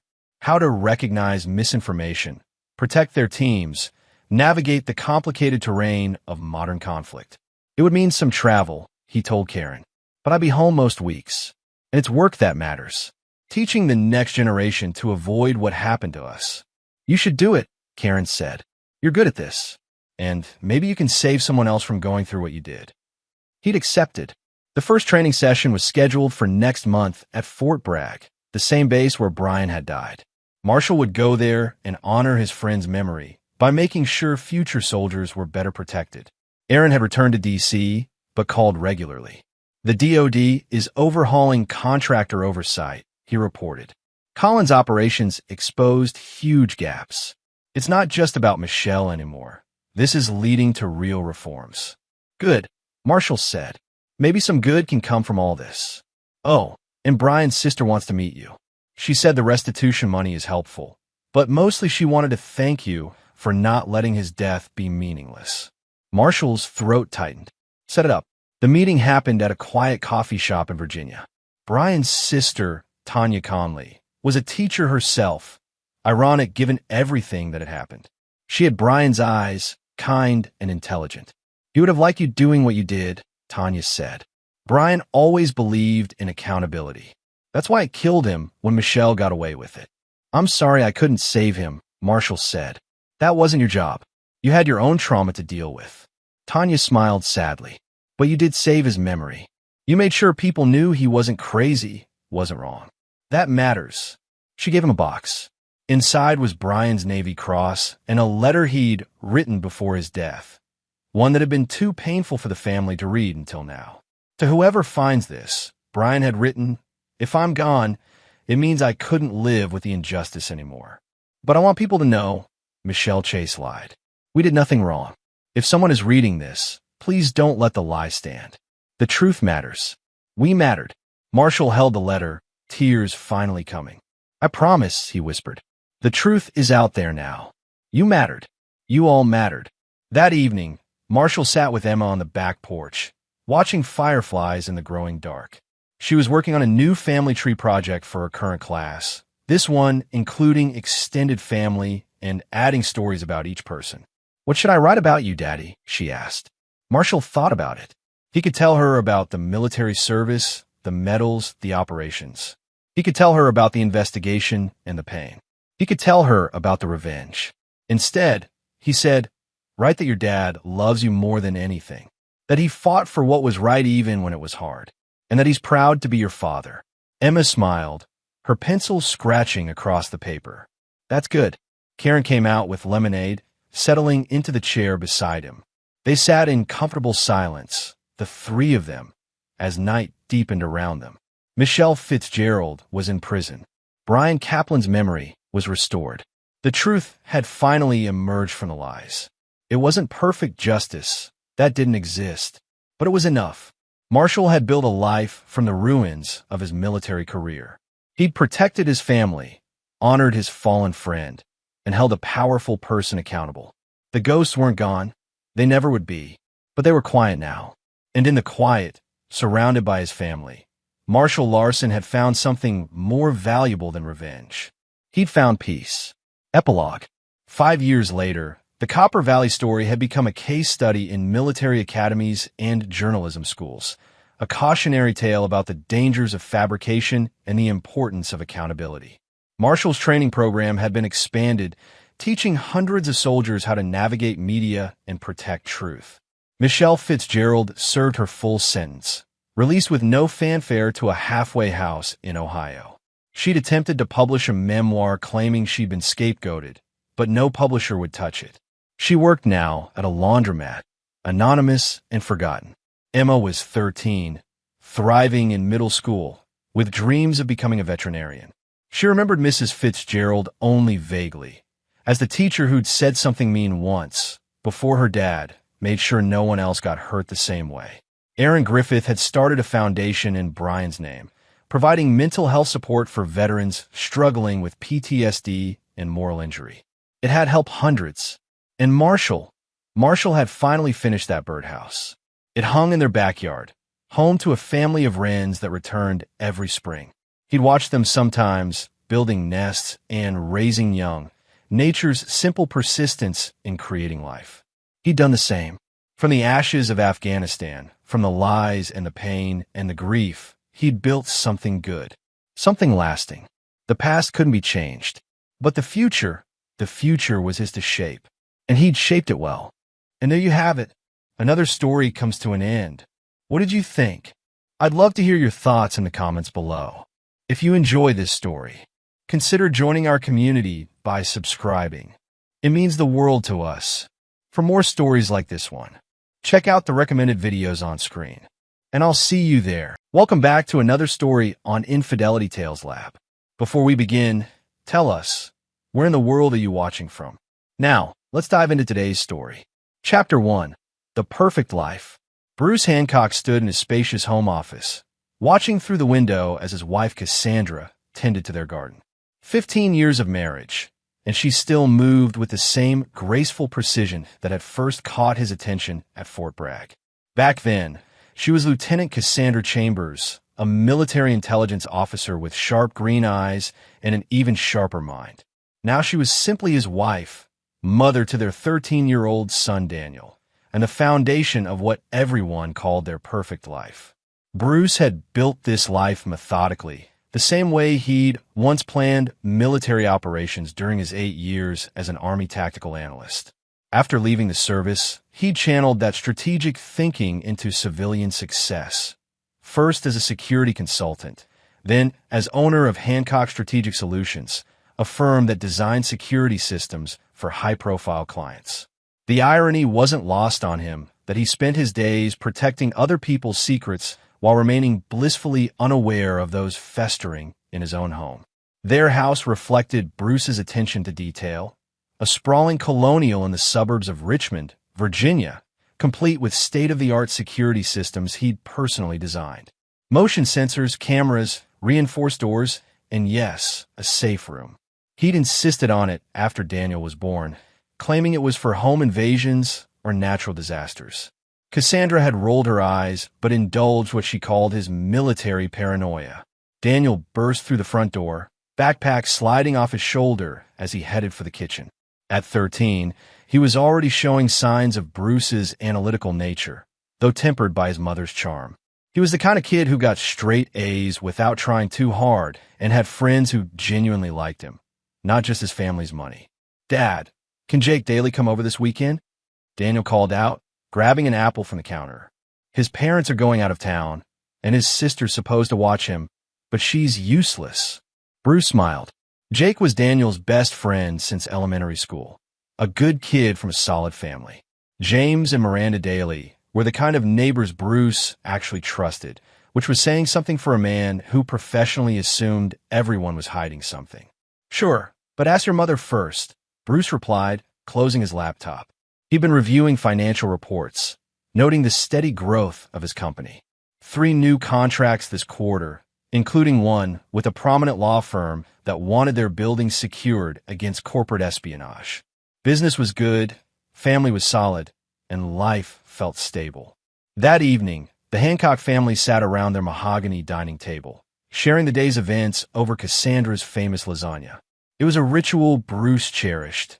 No phones, no television, just conversation. Cassandra talked about her volunteer work at the local animal shelter, a passion she'd developed after leaving the military. Daniel regaled them with stories from school, including a detailed account of how his science teacher, Mr. Gregory Conway, had made chemistry actually cool with some explosive demonstration. "Mr. Conway sounds like quite the teacher," Bruce observed, noting how Daniel's eyes lit up when talking about the man. "He's awesome," Daniel gushed. "He was in the Army too, like you and Mom. Says he was an explosives expert or something before he started teaching." Cassandra smiled, but Bruce caught something in her expression, a flicker of something he couldn't quite identify. In his line of work, he learned to read micro-expressions, and that split-second look bothered him more than he cared to admit. After dinner, while Daniel worked on homework and Cassandra cleaned up, Bruce retreated to his office to review security footage from a client's building. It was routine work, but it kept his skills sharp. As he scrolled through hours of mundane hallway cameras, his mind wandered to that look on Cassandra's face. In 15 years of marriage, he'd become an expert on his wife's expressions, and something about her reaction to Conway's name felt off. Later that night, as they prepared for bed, Bruce mentioned the teacher again. "This Conway fellow seems to have made quite an impression on Daniel." Cassandra was brushing her teeth, and in the mirror, Bruce watched her shoulders tense slightly.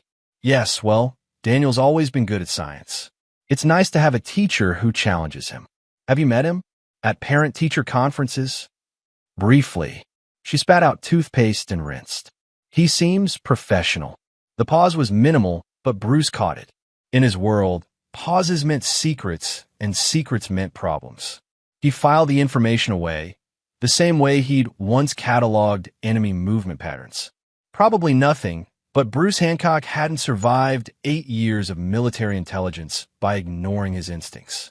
As Cassandra slipped into bed beside him, Bruce stared at the ceiling, mind racing despite his exhaustion. Tomorrow, he decided he'd do a little research on Gregory Conway. After all, it never hurt to know more about the people influencing his son. Chapter 2.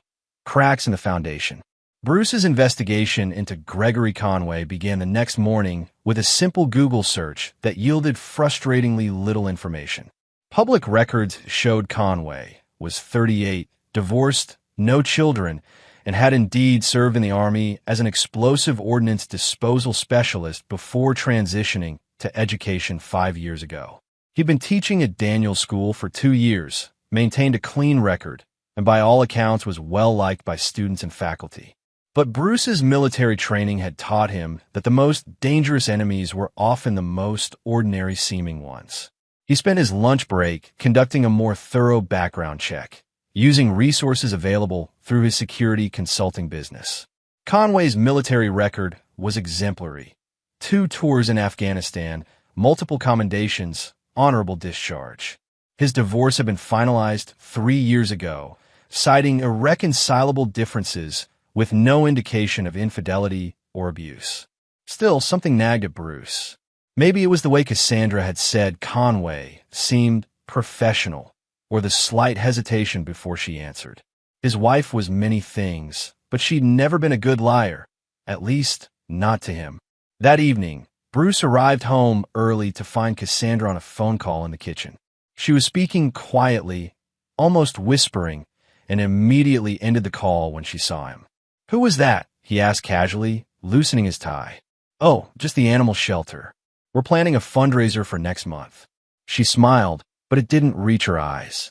"How was your day?" Bruce had conducted enough interrogations to recognize deflection. The animal shelter was Cassandra's usual excuse for unexplained phone calls, volunteer meetings that ran late, and schedule changes. He'd never questioned it before because he trusted her completely. Now that trust felt naive. Over dinner, Daniel excitedly described a field trip his chemistry class was taking to a local laboratory. "Mr. Conway arranged it personally," he said between bites of meatloaf. "He knows someone who works there. We get to see real explosives being tested."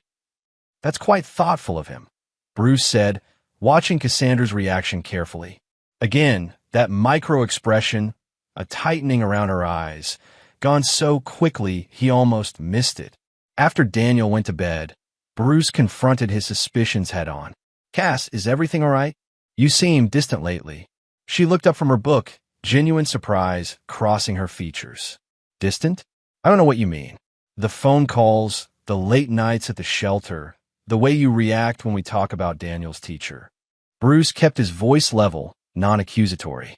"I'm not trying to be paranoid, but something feels different." For a moment, he thought she might confess whatever was bothering her.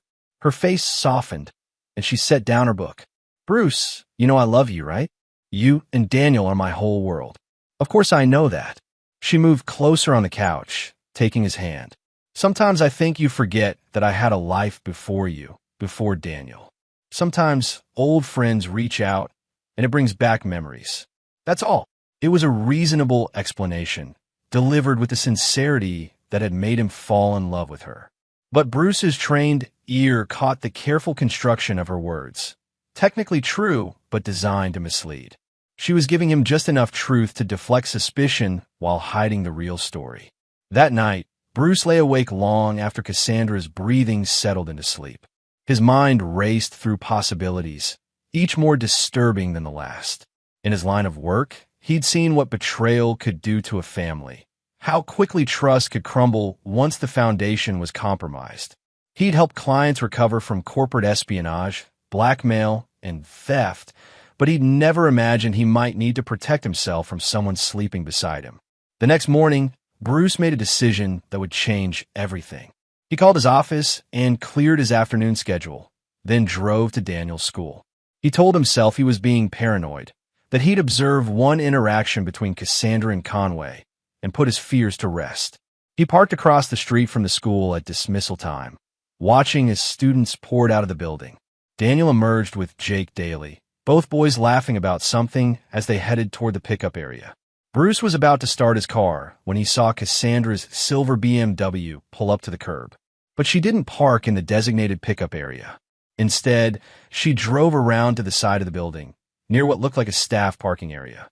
Bruce watched as a man emerged from a side door, tall, lean, with the kind of confident posture that screamed military background. Even from a distance, Bruce could see this was Gregory Conway. What happened next made Bruce's blood run cold. Conway approached Cassandra's car, leaned down to the driver's window, and the two of them spoke for several minutes. There was nothing overtly romantic about the interaction, but Bruce recognized the body language. The way Conway's hand rested on the car door, how Cassandra tilted her head up to look at him, the subtle intimacy of their positioning. Then Conway glanced around, scanning the area with the practiced vigilance of someone who'd been trained to watch for threats. His eyes passed over Bruce's parked car without pause, but Bruce felt exposed nonetheless. This wasn't a chance encounter between parent and teacher. This was a clandestine meeting between two people who knew they had something to hide. Bruce started his engine and drove away before either of them could spot him.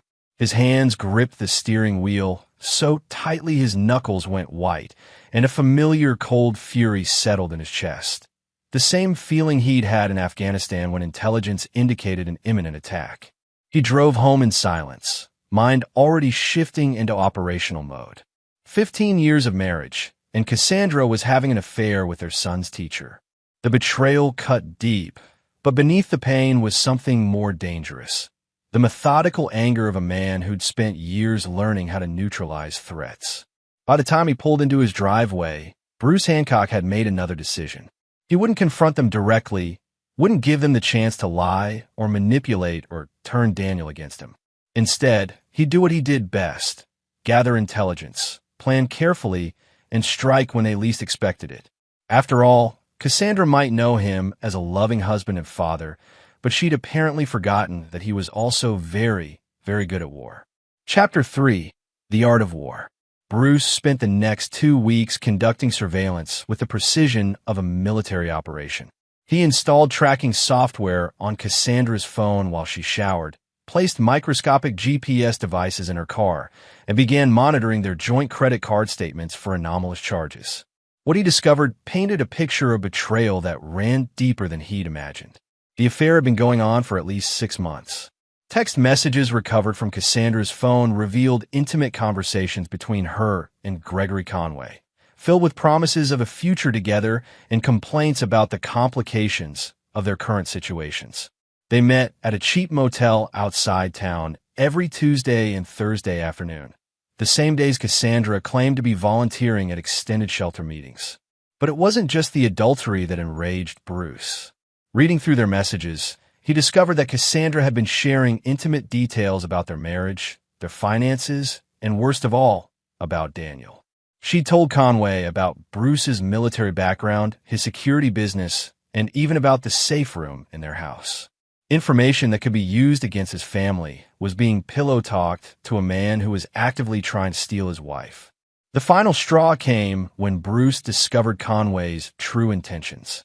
Hidden in a deleted conversation thread, he found messages where Conway discussed his financial troubles, mounting debts from his divorce, student loans, and credit card bills that teaching couldn't cover.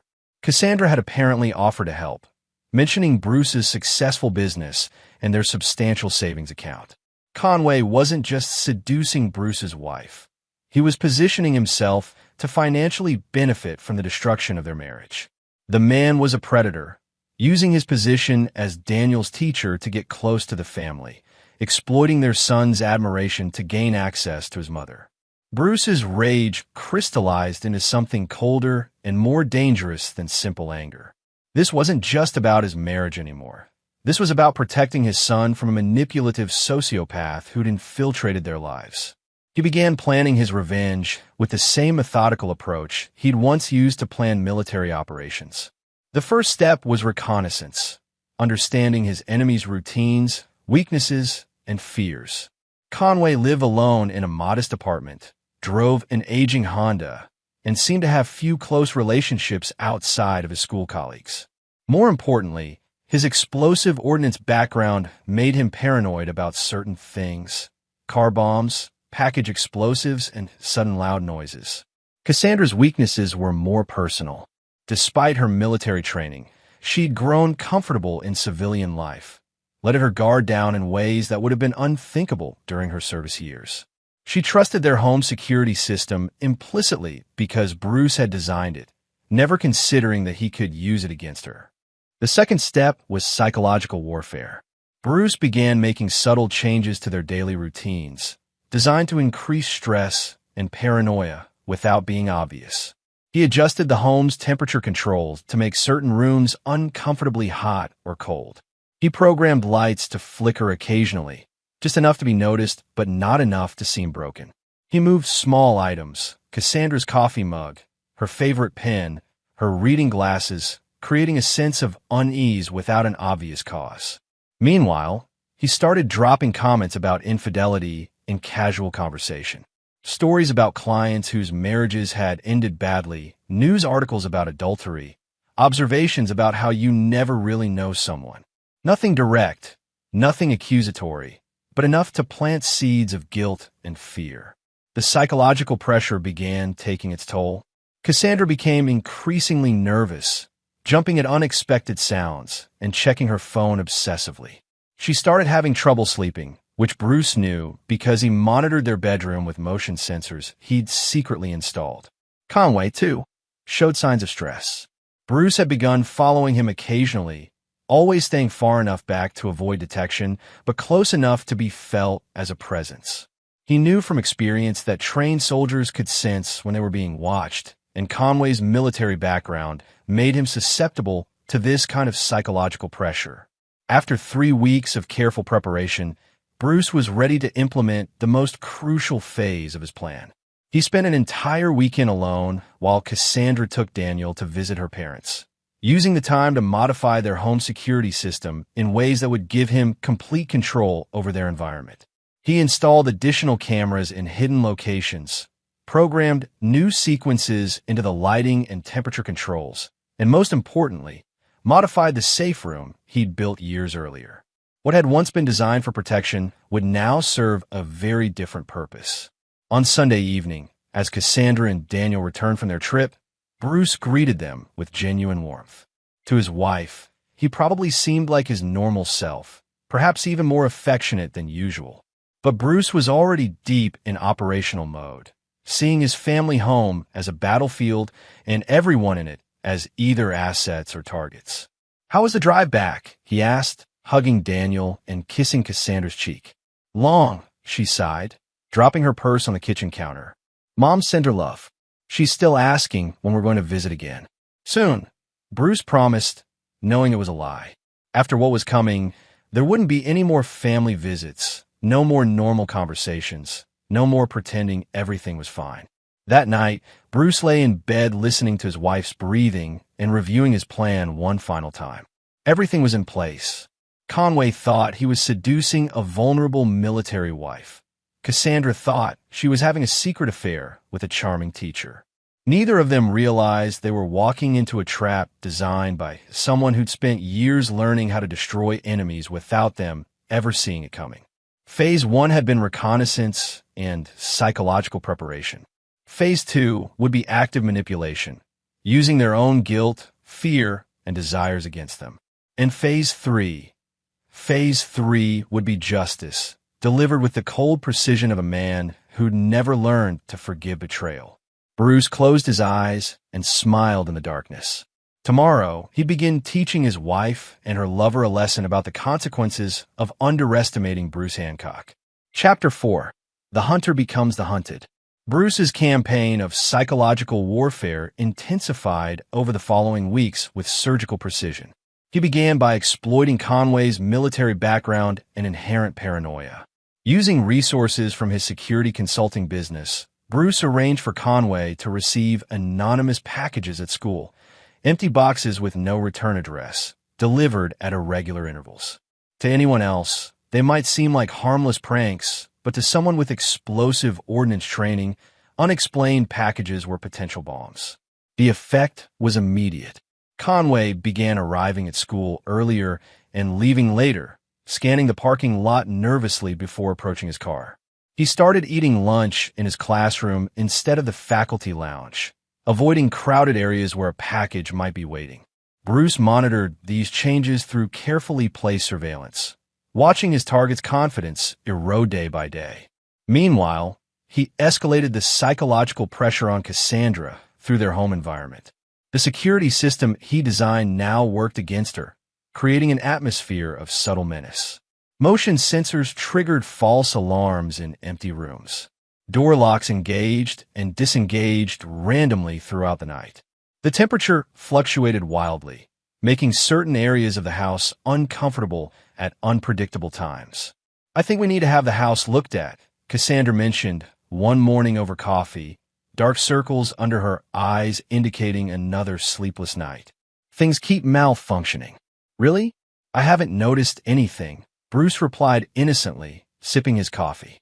"What kind of malfunctions?" She described the various incidents: lights flickering, locks acting strangely, temperature changes, while Bruce listened with feigned concern.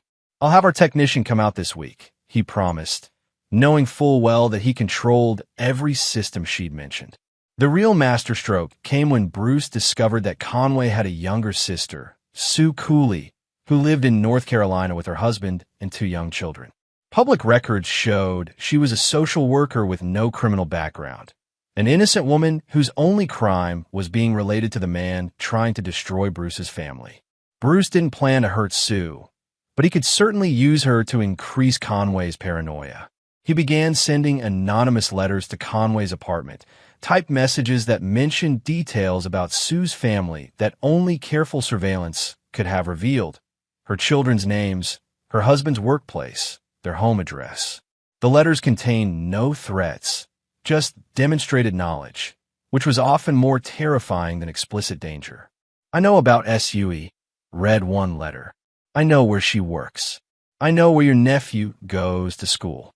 The psychological effect was devastating. Conway, already on edge from the mysterious packages at work, now believed someone was targeting his entire family. He began making frantic phone calls to his sister, urging her to be careful, to watch for strangers, to consider taking a vacation. Sue, confused and frightened, called the local police, who found no evidence of any actual threat. Bruce monitored Conway's growing desperation through intercepted phone calls and text messages. The man was unraveling, jumping at shadows, constantly looking over his shoulder. His work performance began to suffer as paranoia consumed his daily life. But Bruce's most devastating weapon was still to come. After weeks of careful preparation, he was ready to turn Conway and Cassandra against each other. Using his access to Cassandra's phone, Bruce began sending anonymous text messages to Conway, claiming to be a concerned friend who discovered that Cassandra was playing him. The messages suggested that Bruce was growing suspicious and that Cassandra was planning to end the affair to protect herself. "She's going to throw you under the bus," read one message. "Save yourself before she destroys you." Simultaneously, Bruce sent similar messages to Cassandra, claiming Conway was getting reckless and might expose their affair to save his own skin. The seeds of mutual distrust began to sprout immediately. Their next motel meeting, which Bruce observed from a distance, was tense and accusatory. Instead of their usual passionate encounter, Conway and Cassandra spent their time arguing, each accusing the other of compromising their secret. Their text messages afterward were filled with recriminations and suspicion. The psychological pressure was taking its toll on both of them, but Bruce wasn't finished.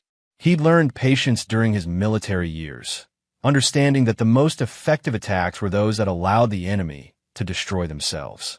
The turning point came when Daniel innocently mentioned that Mr. Conway seemed stressed out lately. He's been kind of jumpy in class, Daniel observed during dinner. Jake thinks maybe he's sick or something. Stress can affect people in different ways, Bruce replied thoughtfully. Sometimes when people are hiding something, the guilt and worry make them act strangely. Cassandra's fork clattered against her plate. What do you mean? Oh, nothing specific. I was just thinking about human psychology. When someone's living a lie, their behavior changes. They become paranoid, defensive, prone to making mistakes. Bruce met his wife's eyes across the table. Fortunately, we don't have those kinds of secrets in our family. The look of terror that flashed across Cassandra's face was worth months of planning. She knew he knew, or at least suspected, but she couldn't be sure how much or what he planned to do about it. That night, Bruce implemented the final phase of his psychological campaign. Using the modified security system, he triggered every sensor in the house simultaneously at 3 a.m., flooding their bedroom with flashing lights and deafening alarms. As Cassandra bolted upright in bed, disoriented and terrified, Bruce calmly reached for his phone. "Must be a system malfunction," he said, pretending to check the security app. "I'll reset it." But the damage was done. Cassandra spent the rest of the night awake, staring at the ceiling, jumping at every small sound. The woman who'd once been confident enough to betray her husband was now afraid to sleep in her own bed. By morning, Bruce could see the toll his campaign was taking. Both Cassandra and Conway were exhausted, paranoid, and turning against each other. They were exactly where he wanted them, isolated, desperate, and completely unprepared for what was coming next. Because the psychological warfare had only been the appetizer. The main course was still to come. Chapter 5. The Perfect Storm. Bruce's opportunity came sooner than expected, delivered by Daniel's innocent enthusiasm for his upcoming chemistry field trip. The boy had been talking about it for weeks. A visit to a research laboratory where Mr. Conway's former military colleague worked, complete with demonstrations of controlled explosions and chemical reactions. "It's going to be so cool, Dad," Daniel said, practically bouncing in his chair during breakfast. "Mr. Conway says we'll get to see how they test explosive materials safely. Maybe I'll be a bomb expert like him when I grow up." Over his coffee cup, Bruce watched Cassandra's face tighten with worry. She'd been increasingly anxious about Daniel's admiration for Conway, probably fearing what might happen if their affair was discovered, and her son learned his hero was the man who destroyed their family. "That does sound educational," Bruce replied carefully. "When is this field trip again?" "Next Friday. We leave right after school and won't be back until evening." Daniel grabbed his backpack, already late for his ride with Jake Daly. "Oh, and Mr. Conway said parent chaperones can come if they want. Mom, you should totally come with us." The color drained from Cassandra's face. I'm not sure I can get the day off from the shelter." "That's too bad," Bruce said mildly. "I'd love to meet this Mr. Conway properly. Maybe I should volunteer to chaperone instead." The panic in Cassandra's eyes was unmistakable. The thought of Bruce and Conway in the same space, especially somewhere involving explosives, clearly terrified her. "No," she said quickly, then forced a smile. I'm sure I can rearrange my schedule." It sounds like a wonderful opportunity for Daniel. After Daniel left for school, Bruce made his move. "Actually, Cass, I've been thinking we should both chaperone. Make it a family outing." "Bruce, that's not necessary. I insist." His tone was pleasant but firm. "Daniel's growing up so fast, and I want to be more involved in his school activities. Plus, I'm curious about these explosive demonstrations." "Professional interest, you understand." Cassandra agreed with obvious reluctance, but Bruce could see her mind racing, probably trying to figure out how to warn Conway without seeming suspicious. What she didn't realize was that Bruce had already considered this possibility and had plans in motion to handle it. That afternoon, Bruce called the school and spoke with the principal, identifying himself as a parent interested in chaperoning the field trip. During the conversation, he casually mentioned his military background and security expertise, suggesting he might be helpful in a facility dealing with explosive materials. "Oh, Mr. Conway did mention he was hoping to get another military veteran as a chaperone," the principal replied. "He seemed to think having someone with your background would be valuable for the students." Let me have him call you directly to coordinate. Bruce smiled as he hung up. Conway would have no choice but to call him, creating the first direct contact between them. It was time to let his target know he was being hunted. The call came that evening while Bruce was in his office. Conway's voice was professional but tense. Mr. Hancock, this is Gregory Conway, Daniel's chemistry teacher. I understand you're interested in chaperoning our field trip? That's right, Bruce replied, keeping his tone friendly. Daniel's told us so much about you. You've made quite an impression on him. He's a bright kid, really talented. There was a pause. I have to ask, did the principal mention that we'll be working around explosive materials? Given your security background, I wanted to make sure you're comfortable with that. Bruce leaned back in his chair, recognizing the probing question. Conway was trying to assess his knowledge and comfort level with dangerous situations.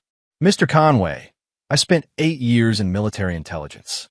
I think I can handle a few controlled demonstrations. Another pause, longer this time. Of course, I just like to be thorough about safety. I appreciate that. Safety is paramount when you're dealing with explosives. Bruce let that hang in the air for a moment. I'm looking forward to meeting you properly. Daniel has such respect for you, and Cassandra speaks of you often. The sharp intake of breath on the other end was barely audible, but Bruce caught it. Conway was now wondering exactly what Cassandra had told her husband about him. Well, we'll see you Friday morning then, Conway said, his voice slightly strained. Wouldn't miss it, Bruce replied, then added casually, Oh, and Mr. Conway? I hope you've been feeling all right lately. Daniel mentioned you seemed stressed. Nothing serious, I hope. No, just busy with lesson planning. You know how it is. I'm sure, Bruce said. Sometimes when we're under pressure, we make poor decisions. The important thing is recognizing our mistakes before they become bigger problems. The line went quiet for so long that Bruce wondered if Conway had hung up. Finally, the teacher's voice came back, barely controlled. Yes. Well, I'll see you Friday. As Bruce ended the call, he was already visualizing how Friday would unfold. Conway was now terrified that Bruce knew about the affair and was planning some kind of confrontation. Cassandra would be equally panicked, caught between her husband and lover in a situation she couldn't control. But Bruce's plan was far more sophisticated than a simple confrontation. He'd spent weeks studying the laboratory they'd be visiting, using his security connections to obtain building schematics and safety protocols. What he discovered had given him an idea that was both elegant and devastating. The research facility had a specialized safe room designed for containing explosive accidents, thick concrete walls, reinforced steel door, and a separate ventilation system. It was meant to protect the rest of the building if something went wrong during testing. Bruce had realized that such a room would be perfect for a different kind of containment. Somewhere isolated, soundproof, and escape-proof. Somewhere he could have a private conversation with his wife and her lover without any interruptions. He spent the rest of the week making final preparations, including some special modifications to items he'd be bringing on the field trip. By Friday morning, everything was in place for the culmination of his carefully orchestrated campaign. As he kissed Cassandra goodbye before they left for the school, Bruce whispered in her ear, I love you, darling. No matter what happens today, remember that everything I do is to protect our family. The terror in her eyes told him she understood exactly what he meant. Chapter 6. Into the Lion's Den. The field trip began innocently enough. Bruce arrived at the school to find a small group of students and parents gathering around a yellow school bus, their excited chatter filling the morning air. Daniel was practically vibrating with enthusiasm, explaining to anyone who'd listen about the explosive demonstrations they'd be seeing. Conway appeared more composed than Bruce had expected, greeting parents with professional courtesy and reviewing safety protocols with his usual attention to detail. But Bruce caught the tension in the man's shoulders, the way his eyes kept scanning the group as if looking for threats. Mr. Hancock, Conway said when they were introduced, extending his hand with forced confidence. Daniel's father. I've heard so much about you. All good things, I hope, Bruce replied, shaking hands perhaps a moment longer than necessary. Conway's grip was firm but slightly damp with perspiration. Cassandra's told me quite a bit about you as well. Cassandra, standing nearby with the other parents, went pale at the exchange. She'd been quiet all morning, claiming a headache, but Bruce knew her real discomfort came from being trapped between the two men with nowhere to run. The drive to the laboratory took 40 minutes, during which Bruce sat near the front of the bus, occasionally chatting with other parents while keeping Conway in his peripheral vision. The teacher spent most of the trip reviewing safety procedures with the students, but Bruce noticed how his voice carried a slight tremor whenever Daniel asked questions about explosive materials. The Meridian Research Laboratory was an impressive facility, a sprawling complex of modern buildings surrounded by high-security fences and warning signs about hazardous materials. Dr. Patricia Ellis, Conway's former colleague, met them at the visitors center with the kind of enthusiasm that suggested she didn't get many opportunities to show off her work to interested audiences. "Welcome to Meridian," she announced to the group. "Today you'll see how we safely test explosive materials for military and civilian applications. Mr. Conway has assured me you're all mature enough to handle this responsibility." The tour began in a classroom where Dr. Ellis explained the science behind controlled explosions, showing slides and videos of various tests. The students were fascinated, asking intelligent questions that made it clear Conway was indeed an excellent teacher. Under different circumstances, Bruce might have genuinely liked the man.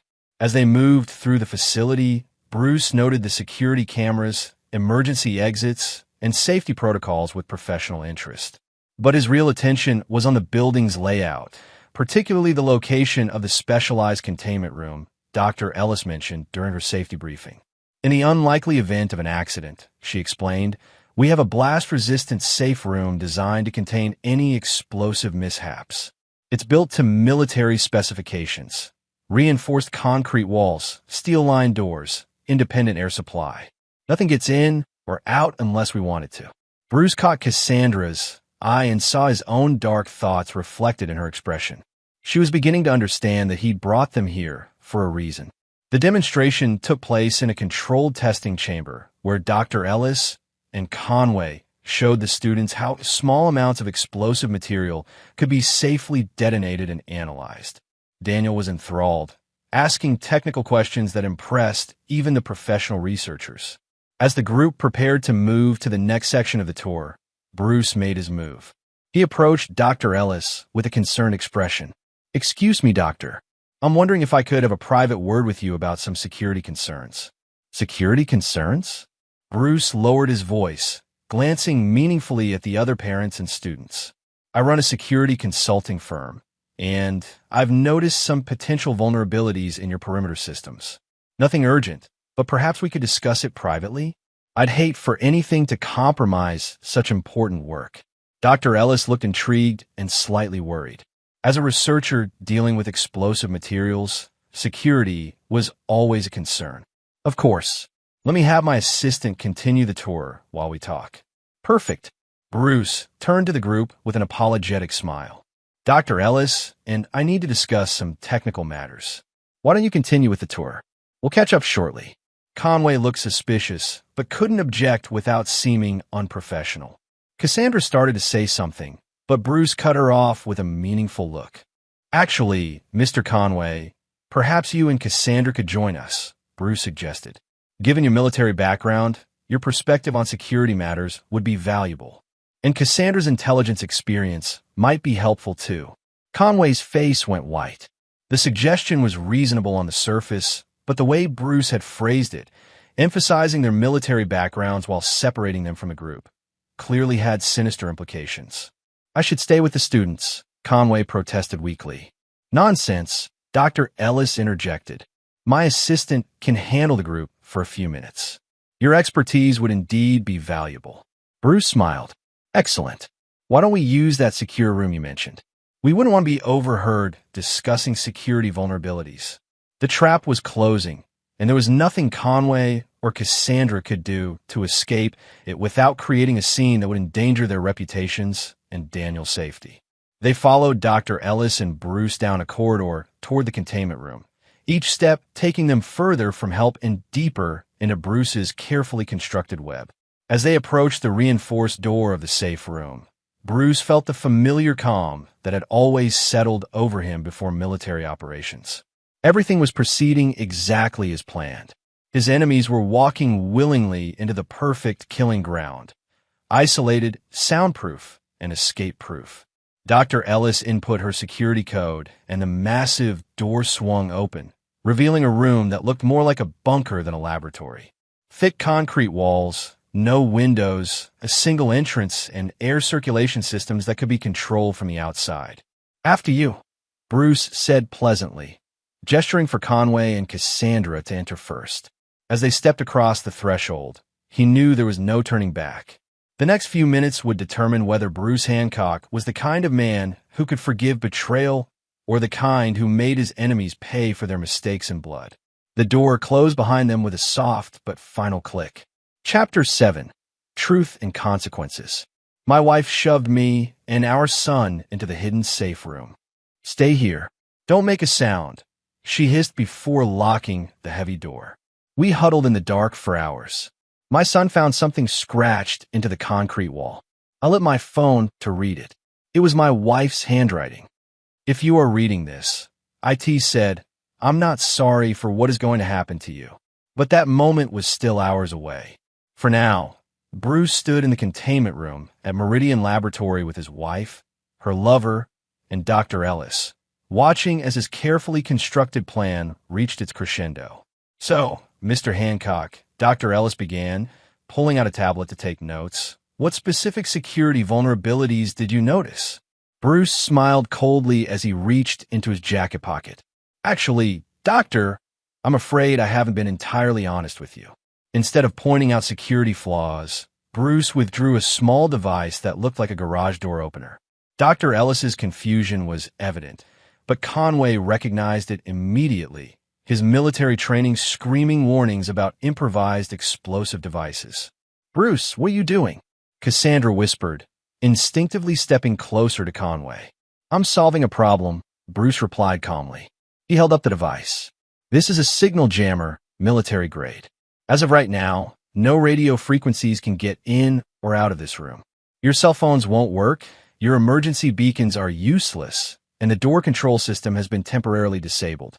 Dr. Ellis reached for her phone, confirming Bruce's words as she found no signal. "I don't understand. What's going on here?" "Dr. Ellis, I apologize for involving you in this, but I needed a controlled environment for a very important conversation." Bruce's voice remained conversational, but his eyes were ice cold. "You see, my wife Cassandra and Mr. Conway have been having an affair for the past 6 months. They've been meeting at the Riverside Motel every Tuesday and Thursday, while she was supposedly volunteering at the animal shelter."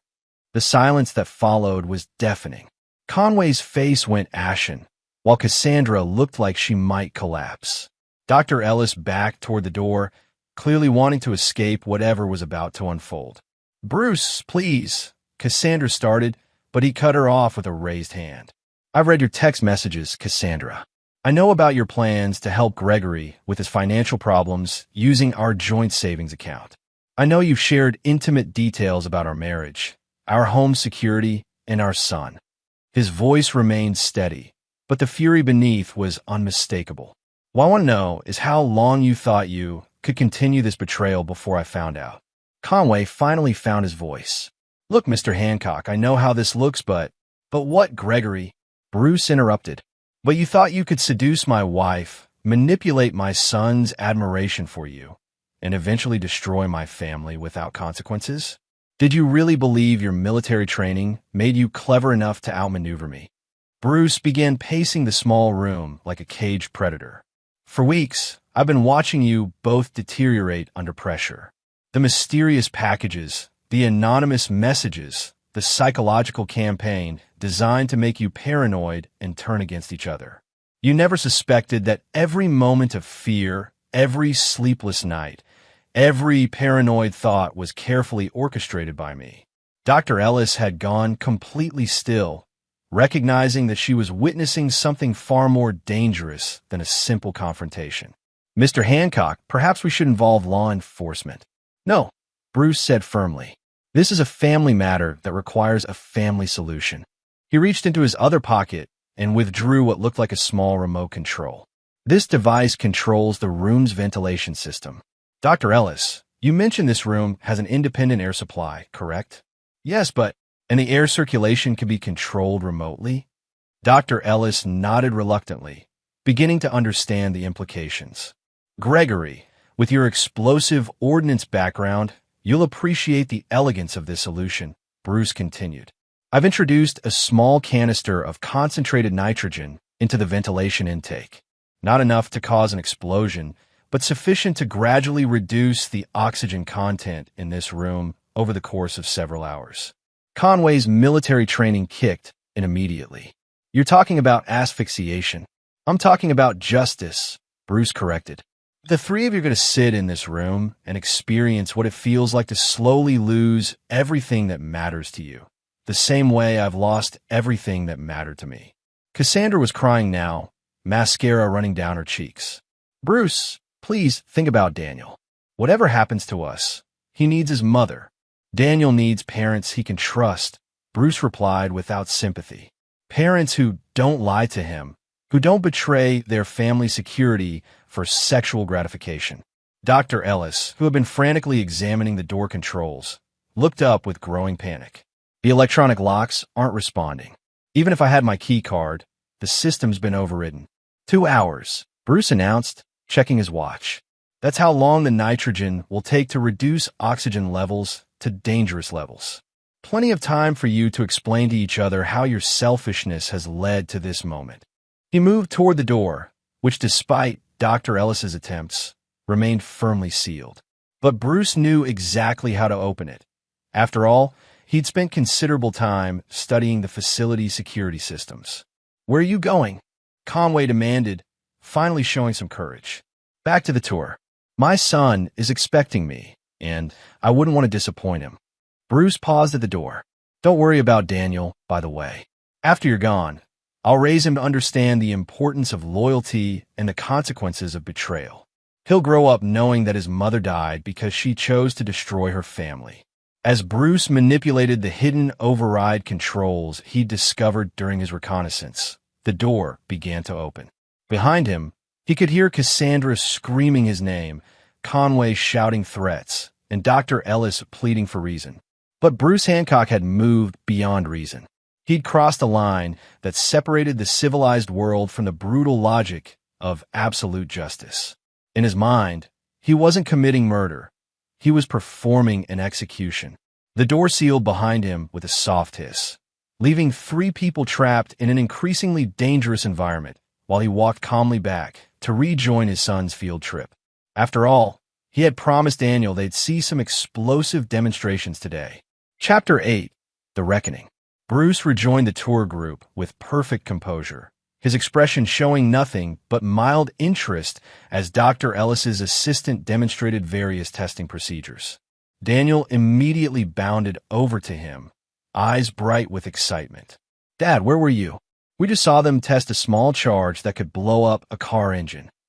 Daniel's enthusiasm was infectious, and several other students gathered around as he recounted the demonstration. Security consultation with Dr. Ellis, Bruce replied smoothly. Very interesting facility. Where's your mother? Still talking with Dr. Ellis and Mr. Conway, I think. They've been gone a while. Daniel shrugged, already distracted by the next demonstration. Bruce nodded, checking his watch. 15 minutes had passed since he'd sealed the containment room. By now, his trapped victims will be starting to feel the effects of reduced oxygen, slight dizziness, perhaps some difficulty concentrating. They'd have plenty of time to contemplate their situation before things became truly desperate. The tour continued for another hour, during which Bruce played the role of interested parent perfectly.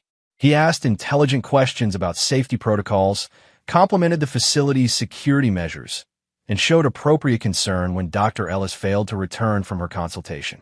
I should probably check on my wife and Dr. Ellis, he told the assistant tour guide. They've been discussing security matters for quite a while. Of course, Mr. Hancock. The containment room is down that corridor, 3rd door on the right. Bruce made his way back to the sealed room. noting with satisfaction that the facility's security cameras had been discreetly disabled by a small electromagnetic pulse device he'd activated earlier. There would be no record of his movements in this section of the building. He stood outside the containment room for a moment, listening. Through the thick walls, he could hear muffled voices, urgent, panicked conversations punctuated by what sounded like someone pounding on the door. The oxygen depletion would be noticeable now, causing anxiety and shortness of breath. Bruce input the override code and cracked the door open just enough to speak through the gap. "How are we feeling in there?" he asked conversationally. "Bruce, please." Cassandra's voice was strained. "Dr. Ellis has nothing to do with this. Let her go." "Dr. Ellis has everything to do with this," Bruce replied calmly. "She's a witness to your confession. And more importantly, she's experiencing the same helplessness that I felt when I discovered my wife was betraying our family." Conway's voice came next, hoarse with emotion. "I'll end it, okay? I'll transfer to another school, move away. Just let us out." "Gregory, you still don't understand. This isn't about ending the affair. It's about consequences. Actions have repercussions, and those repercussions shouldn't be negotiable." Bruce checked his watch again. Another 30 minutes, and the oxygen levels would drop to genuinely dangerous levels. Time for the next phase of his plan. "I'm going to give you a choice," he announced. "In exactly 1 hour, I'll open this door. But only one of you will be allowed to leave. The other two will remain here to face the full consequences of their actions." The silence that followed was broken by Dr. Ellis's voice.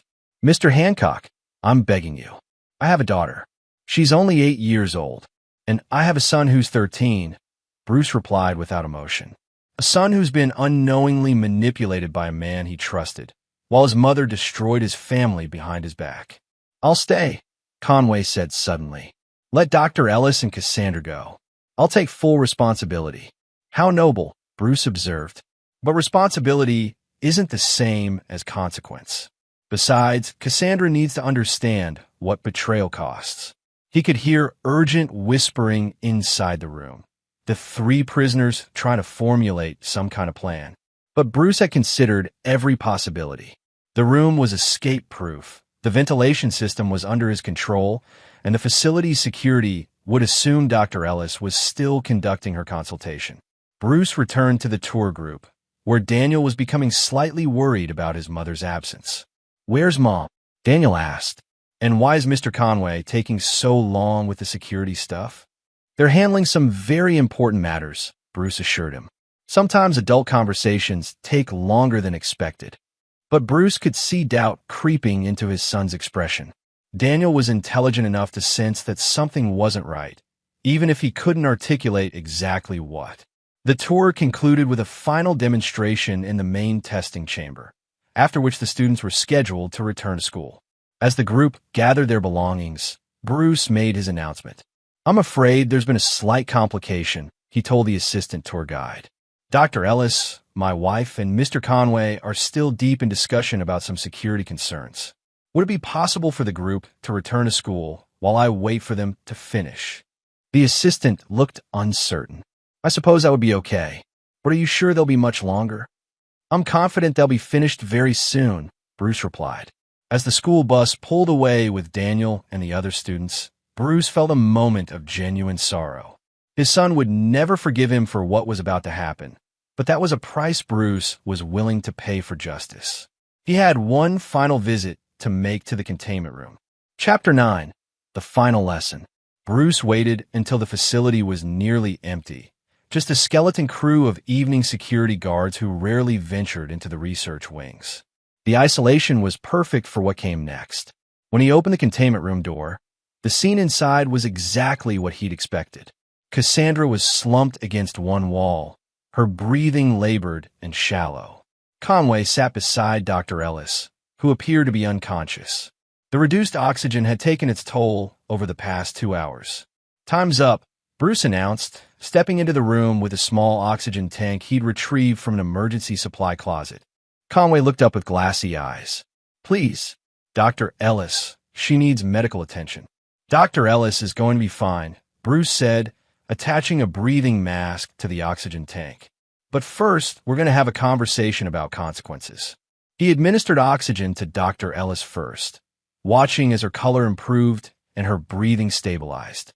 She was an innocent victim in this, and Bruce had no intention of letting her die for his wife's crimes. Here's what's going to happen, Bruce explained as Dr. Ellis regained consciousness. Dr. Ellis, you're going to walk out of here and tell security that there was a brief malfunction with the ventilation system, but everyone is fine. You're going to forget everything you've heard in this room, because discussing it would endanger your career and your daughter's future. Dr. Ellis nodded frantically, understanding that her survival depended on her silence. Cassandra and Gregory, you have a more difficult choice ahead of you. Bruce helped Dr. Ellis to her feet and escorted her to the door. Remember, Doctor, for your daughter's sake, this conversation never happened. After Dr. Ellis left, Bruce sealed the door again and turned back to his wife and her lover.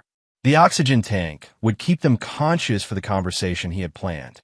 15 years, Cassandra, he began quietly. 15 years of marriage, and you threw it away for what? A younger man with financial problems? The thrill of sneaking around behind your husband's back. Cassandra was crying again, but Bruce felt no sympathy. I gave you everything. A home, a family, security, love, and you decided none of that was enough. Bruce, please. No more pleading, he cut her off. It's time for truth. Tell me exactly how long this affair has been going on, and don't leave out any details. Over the next hour, Bruce extracted a full confession from both of them. The affair had started 8 months ago when Conway arrived at the school. Cassandra had been the aggressor initially, drawn to his military background and the excitement of forbidden romance. Conway had been vulnerable after his divorce, struggling financially, and Cassandra had offered both emotional and material support. They'd planned to wait until Daniel graduated before asking for a divorce, splitting Bruce's assets and starting a new life together. In their twisted logic, they convinced themselves they were being considerate by waiting. You were going to steal half of everything I'd built while making me think I was a loving husband and father, Bruce summarized. And Gregory, you were going to use your position as Daniel's teacher to manipulate my son into accepting you as a stepfather. It wasn't like that, Conway protested weakly. It was exactly like that, Bruce replied. You both calculated that I was weak enough, trusting enough, and stupid enough to be used and discarded when it suited your purposes. Bruce stood up and moved toward the ventilation controls. You were wrong about one thing, though. I'm not weak, and I don't forgive betrayal. What are you going to do? Cassandra whispered. I'm going to teach you the same lesson I learned in Afghanistan, Bruce replied. Sometimes the only way to stop an enemy is to destroy them completely. He began adjusting the ventilation system, but instead of introducing more nitrogen, he started pumping pure oxygen into the room. High oxygen concentration, he explained clinically. Extremely flammable. One spark, and this room becomes an incinerator. Conway, drawing on his explosive ordnance training, understood immediately. You're insane. I'm thorough, Bruce corrected. There's a small incendiary device attached to the ventilation system, set to activate in exactly 10 minutes. Enough time for me to reach my car and establish an alibi. But Bruce wasn't finished. This was where his planning reached its masterful culmination. However, I'm going to give you one final choice. Cassandra, there's an emergency override switch near the door. You can activate it and save Gregory's life, but doing so will trigger a different system, one that seals you in here permanently while he escapes. Cassandra looked at the switch, then at Conway, then back at Bruce. And if I don't activate it, then you both die together, just like you planned to live together. Bruce moved toward the door. Choose wisely, Cassandra. You have 9 minutes to decide whether your love is strong enough to die for, or if you're willing to kill the man you claim to love in order to save yourself. He sealed the door behind him and walked calmly toward the facility's exit. Behind him, he could hear muffled screaming and pounding, but the soundproof room contained all evidence of the final drama playing out inside. Bruce reached his car just as the first explosion echoed through the research complex. He sat in the driver's seat for a moment, watching emergency vehicles race toward the building, their sirens cutting through the evening air. His phone buzzed with a text message from Daniel.